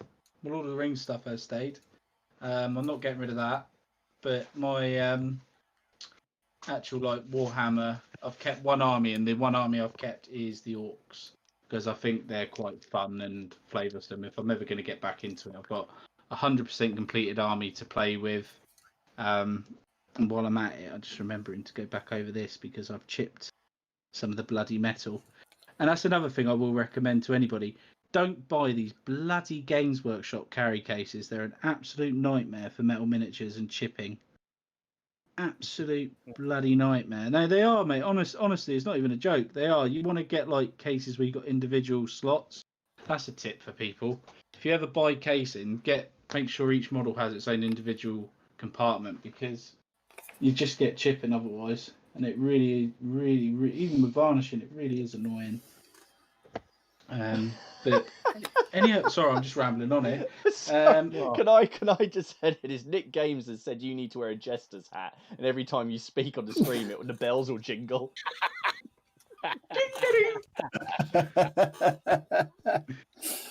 How can I wear it? I have a jester. Oh, I'm the king, so I can't be my own jester. But yeah, no, that would be quite funny. I love it, mate. I actually really like this. It's really, really happy with it, to be fair. Good. Don't get me wrong, it's not the best quality of hoodie. I wasn't expecting it to be coming from China, but it's just a unique pattern, isn't it? Do you know what I mean? And I'm sure whoever's bought another one, we're going to get to see that, and I'll be sat here in this, and they'll be sat here in that, and yeah, it should be Everyone interesting. will be happy. Yeah, then we've just got to get the other two to buy one. So, Steve, before this descends into complete farcical madness, what about you then? What's your takeaway from this that's been good and not so good? I'll start with the crap thing. I've just not been able to game. I miss playing bolt action. No, I miss playing against a human opponent. But I was talking to Ian last week, and we are going to try and arrange for something in the coming weeks. depending on how much normality can be returned.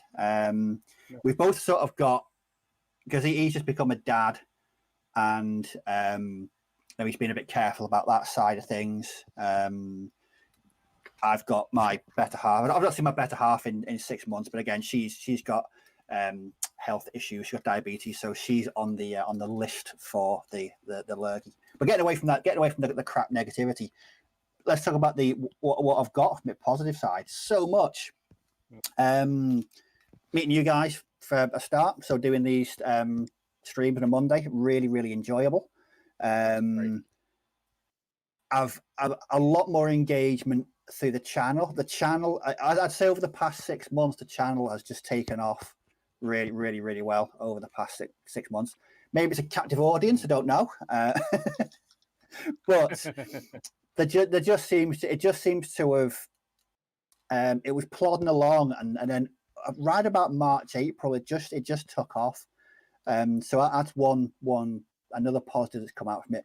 Overall, though, it's been engagement with the community in general, whether it's been through the live stream, through the channel, through various Facebook groups. I think the community engagement and the community sort of solidarity as well. I think everyone's really pulled together over the past 6 months in the community. There's been loads of community videos, community war games video series, lots of collaborations. I think for the whole gaming community, the past 6 months has been one of solidarity, of pulling together and positivity. There we go. Completely agree, mate. Completely agree. What about you, Martin? Good, bad, and ugly. Good, bad, and ugly. There's a man in a Henry V outfit on the stream that takes care of one of those. I'll let you decide which one that is. No, generally, the bad, probably that I've spent money. But to be fair, I haven't really been spending money on other things like going out and doing things. So that money hasn't been spent on in other areas. I haven't been spending it on overpriced beer in Cambridge. So spending it on models, to me seems far better. To be honest, it's good again. Meeting you guys have been kind enough to ask me onto the stream and hang out and carrying that on. That's been wicked. All the community builds. I think the first one I took part in was the Beckus Commands one. That was the first one, and then there's been just a real surge in community stuff. Yeah, it's just been, and that's been awesome. And so I sound like I'm just copying all of Steve's, but it's just basically the same kind of thing. Like the channel, is sort of taken off, and then one of the big achievements was getting my wife to play a war game for the first time in 14 years. So the fact that she kicked the snot out of me doesn't matter. You've done what all men can't do, and I'm proud of that. And then the fact that she wanted to play another one, I think was even better. That's good. But generally, I'd say I've painted up quite a lot. I think I've probably been more productive in lockdown than I would be otherwise. So and then you just realised that I enjoy doing this so much that I haven't got bored of it in lockdown. So it's just kind of affirmed my my decisions to reaffirmed your addiction. Yeah, basically. I know this is a good thing because I didn't sit there in lockdown bored out of my mind. Some people did, didn't they? So yeah, some people didn't know what to do. I have a friend who because he couldn't go out, bless him, his whole identity, he didn't know what to do with himself. He was just climbing the walls. He hated every second of it, whereas I was quite happy sitting away in here painting. Yeah, it's true though, isn't it? What about you, Dom? Though I echo everything you guys have said. I'm not going to repeat it all because I completely agree. I think the whole community stuff has just been brilliant, and it'd be wrong to say I've thoroughly enjoyed it, but I kind of have in some ways. You know what I mean? It's been great. And the bad stuff, I think the bit I've missed is actually the Wargaming Club. It's funny, we were discussing this as a club the other day, and I'm getting to the dirty laundry, but they're talking about potentially opening up again, but under quite strict conditions. And mostly sort of stopping you from playing multiplayer games, and that's the bit I miss because I can play. I'm fortunate at the moment. I'm playing almost 2 games a week, which is more than I used to before the lockdown. But it's a one-on-one basis, or maybe 2 people on one side and one on the other. But when you come down the club and you sort of have 3 or 4 people, playing against each other in a big game, that was great fun, and I really enjoyed that. So I miss that, and I will miss that if that doesn't restart, and I don't think it will do anytime soon, judging by what's been suggested. So that's a bit bad for me. But yeah, I don't think I've spent any more than I would normally do. Maybe I have because I've painted more, so that's encouraging more to buy more. But I've enjoyed all this interaction and stuff, and anyway, it's been great. The community's brilliant. I have to say, it does reaffirm how much fun people are, and just sort of getting on with your hobby and having a right laugh about it is so important for your well-being. Without getting too deep in the whole thing, but I just think it's been brilliant. And yeah, I agree. When we do finally get the chance to all meet up, it'd be great. It'd be great to meet up somewhere, go and have Getting a hug from me, mate. Miss. Oh bloody hell! Can I change my mind? It'd be bloody shit to get out of here, and I don't really want to go anywhere. The one thing I did think about, and it's just me talking off the cuff really, but I thought it'd be great once this is all over to sort of have a community get together, say in Nottingham or something, where there's nice and central, Wargaming Central. Hire out that big room where Warlords do their stuff. I thought you were going to say where the Perrys live, because that would be. Well, that would be particular. Well, I think we could go up the night before, do that, and then meet up with everyone else, and do all that anyway. Yeah. But yeah, I thought that'd be great. Sort of everyone meet up at that big hall that they have by the Warlord's place, and just all meet up and play games. Just sort of say hi to everybody face to face. But it's probably going to be easier at a convention more than anything else, though. But it'd be good to play games for a whole weekend, wouldn't it? Just like book a Airbnb somewhere and just have the whole weekend and forget about the world. I know it sounds bad, but forget about the family for the weekend, maybe. Like, leave her at home. I think that's the point, though, isn't it? With this whole thing, is the ability to forget about the world. It's just for a few hours, whether that's in the evening playing a game or whether it's doing this or listening to other people's streams. I mean, I listen to loads of other people's streams too, and it's just that ability to disconnect from all the crap that's going on in the world. Don't worry about everything. Just chilling it. Yeah.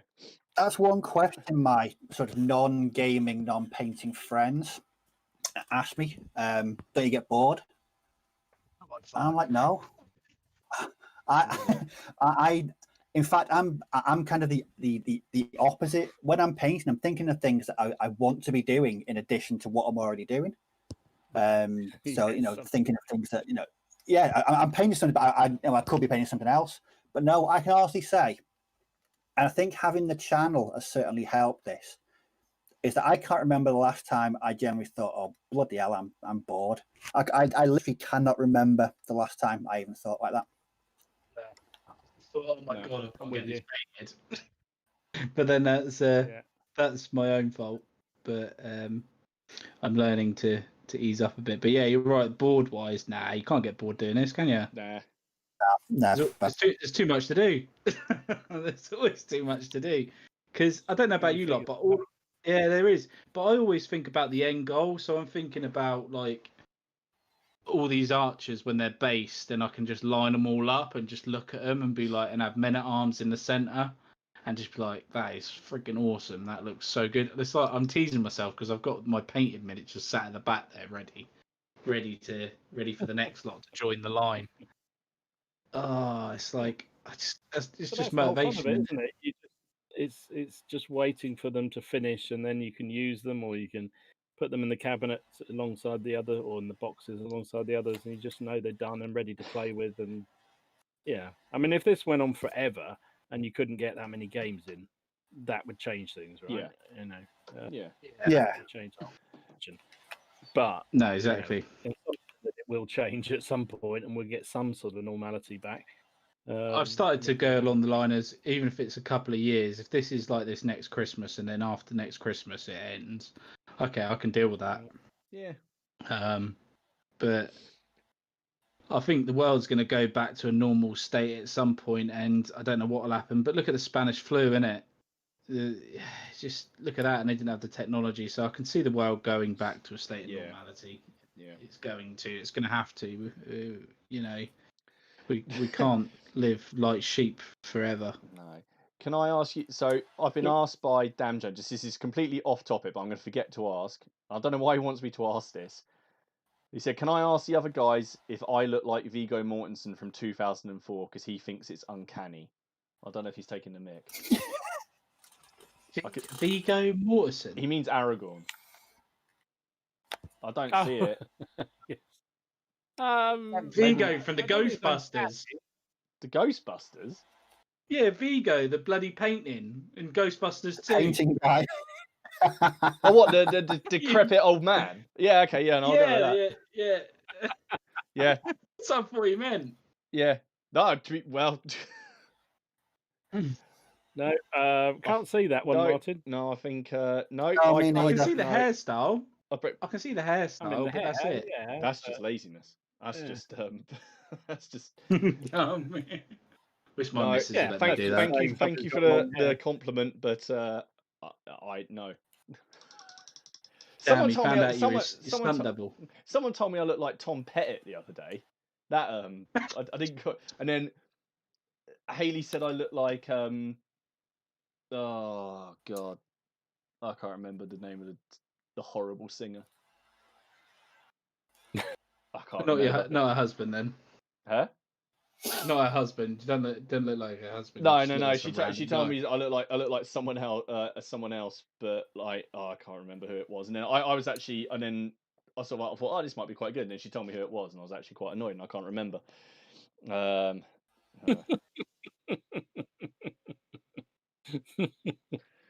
I'm hopeless with all those kind of references because I don't know who any of them are. Because I pay no I'm the same. attention to any of the celebrity stuff at all. I'm just detached from popular culture. You like your metal, don't you, Steve? I've seen your the stuff you post on Facebook. You're quite into your metal, aren't you? Oh yes, very much so. Good. Good. Steve equals good. No, what I do normally if I'm having a long painting session, I just generally pop on Facebook what I'm listening to, because most of my friends are of the metalhead persuasion as well. So But I thought it's compulsory if you're into metal stuff to be into the whole fantasy stuff instead of Second World War. I thought that went. Yeah, I thought you meant to go down the Games Workshop line, Steve. Where's your Bretonians? Oh, there's a whole new set of bands that go the World War II route now. yes. What? Okay, Martin. What's your favourite World War II based metal band? Metal. I'd probably say, well, I really like Sabaton for my sort of heavy metal to do with warfare. But there's a band called Raubtier. Is it Raubtier? Raubtier? They're they're a new one on me. They're quite good. I quite enjoyed seeing them live. So yeah. Well, of course, if you want to go old school, you can always talk about Slayer because they did a lot of World War II stuff. Sorry, I'm gonna the other two. Oh yes. The other two look really confused. Freaking clue what you're going on about. I think for pure World War II based, I'd probably say Panzerchrist. Yes, I do. I have actually heard some Panzerchrist. There's an album called Soul Collector. I think there might be a T-72 on the album cover. Right. And one of the songs in the album's called Panzer Grenadier. Oh my god. Oh my god. That's brilliant. Oops, which way around does this arm go? I'll tell you what though, before we link up or finish, sorry, I was going to ask you guys. Obviously, for the first time, I did a video game video on my channel. I don't expect any of you have watched it all the way through or anything like that. But Like, no. Honestly, what do you guys think? Because obviously, sometimes I just thought, because obviously I'm not playing Grand Theft Auto or something that's nothing to do with what I'm doing at the time. Obviously, it's history related and it's during the 100 Years' War. What do you guys think? Do you think it was a good idea for something a bit different? Yeah. Do you think it's not related, or No, I think it's all what would you? related. I mean, at the end of the day, it's your channel. Yeah. yeah. Yeah. It's a hobby channel, not necessarily just, that's one of your hobbies. And I think it is related in the end because it's the same kind of. People don't have to watch it. Yeah. If they're not True. interested. It's the same as if you did, if they're watching most of your channel for bolt action, for instance, and you suddenly start doing a whole load of medievals and they're not into it. It's like, well, they don't have to watch it. They'll come back for other things that they're interested in. So no, I don't. Yeah. Whatever turns you on, it's fine. I just thought it'd be Your good for channel. reference. I just thought it'd be good for people's references if they're doing medievals, because obviously you're seeing people in all the Dupons and all that sort of stuff, so you get different paint scheme ideas, and that's kind of how I want to play it. I Just wanna suspect you'll intro- get a very different audience, though. I don't think you'll get many of the proper war gamers watching it. No. You're going to get people who are serious, gamers, or people who game a lot. I don't know. Yeah, each their own. Play the whole game through, hour episode at a time. So Yeah. I will say the first 2 episodes are basically just cutscenes because you've got to get the gist of the story, and then now episode 3, when I've filmed that, is literally when it enters the open world. So that's when I think it's going to start getting interesting. No. Yeah, I have got the game, and I must play it a bit. And maybe I'll have to watch your video and find out what I'm doing wrong in it, because I got stuck every time I played it. But I'm crap at games like that. But I like it. It does look a fun game, and I do, and because it's historical and it's sort of, as you say, it's sort of It's not a game not like a it. proper video game. No, exactly. It's There is no other game like it. Yeah, 100%. You are a blacksmith's son, and that you know it. You don't know how to use a sword or anything. It's quite interesting. I get it. I will have a look at it. I haven't had a chance yet so far. I've been busy all week. Yeah. But I'm definitely going to make him I'm definitely going to make him into an archer, though. 100%. of course, of course. His name's Henry as well. Of course. Bloody hell, it's obsessed. The man is obsessed. Oh, Jesus. John Crome says Sabaton for sure. He's a Sabaton fan. There you go. Steve Reese said Sabaton. Man o' War as well, Steve Reese says. I don't even know what that is. Man o' War. Man o' War, yeah. Man of War. Oh, speed metal. Some classic 80s stuff. 80s stuff. I was trying to think of a way to describe it that was just stuff. Just stuff. Steve knows what I mean as well, because look at his face. He knows exactly what I mean. I'm gonna say 3 words. Interesting album covers. Yeah, go look it up, Ken. I'll send you some song names. Just go watch them. Maybe... I'm allowed to look on this on a company phone. Not the live versions, no. No. Don't do that. Not the live ones, no. No. Okay, I'll check on the PC then. At least I know. But yeah, what's the time anyway? It's got to be getting close to 10, isn't it?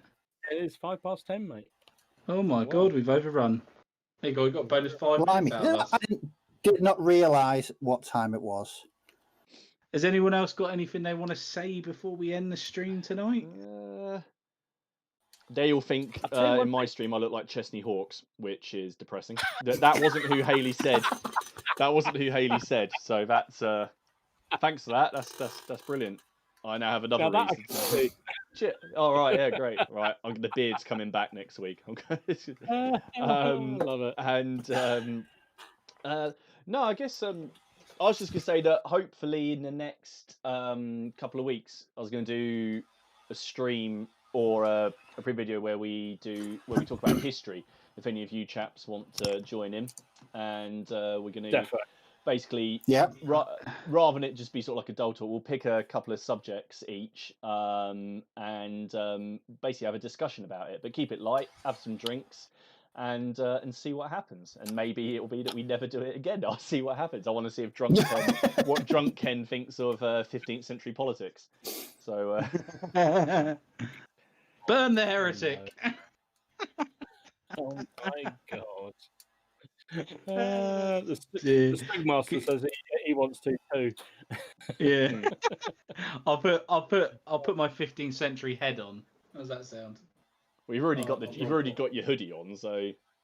Yeah, exactly. Yeah. Well, I'm gonna try 100 Years War. I'm gonna do some more research on it. So I'll try and talk about the 100 Years War because, like I say, I'm pretty into it now. Cool. I'll tell you one thing before we do go, just to recommend to people. I've said before, I think, about recommending the History Hits TV channel. Dan Snow does. I was watching this morning when I was having me cornflakes. He did a video about the Chindits. Really, really interesting about, but it was more around the whole the Burmese. I forget which the tribe was. The particular Burmese tribe that helped the British against the Japanese during that war, that period of the war, and it was about a group of a charity that goes back to find all these old veterans to help them out, because basically the Brits did the classic Brit thing where they exploited them and then just walked away and left them with nothing at the end of it, and they all kind of paid a terrible price. Anyway, they're going to a little bitter thing, but fabulous watch. If you get a chance to look at it, have a look at it. It's really interesting. I'll have to check that out.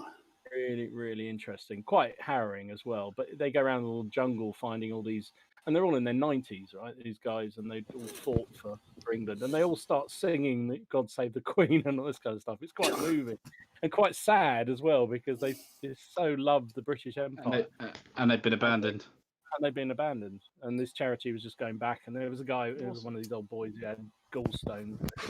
Sort of, they gave him some money to go and have treatment for gallstones. I think the whole world had just been solved in one thing. But it was a real worth a watch. I've mentioned Dan Snow stuff on there. It's really, really good. Thoroughly recommend. They do some brilliant stuff. I think they did something. I haven't watched that yet. Anyway, by the by. So it is 10 past. You're going to do the wrap up, Ken? Yeah. Right, guys. So next week, are we all here next week? I'm here. I'm not on call, thank Christ. Bank holiday, isn't it? I'll be here with my painted French. Yeah. And whiskey. Yeah, bank holiday. Oh yes, and whiskey. And whiskey. Did we want to do it? Did we want to do it at a different time because it's bank holiday, or are we happy doing it at the same time? It's probably as easy for me, I have to say. Yeah, it's easy for me. Yeah. No, that's fine. Keep it at the same time then. Okay, guys. Well, thanks, guys, very much for watching, and we will see you again very soon. And it's episode 24 next week. So, bye bye. Bye bye. Thanks, guys. See you later. Bye.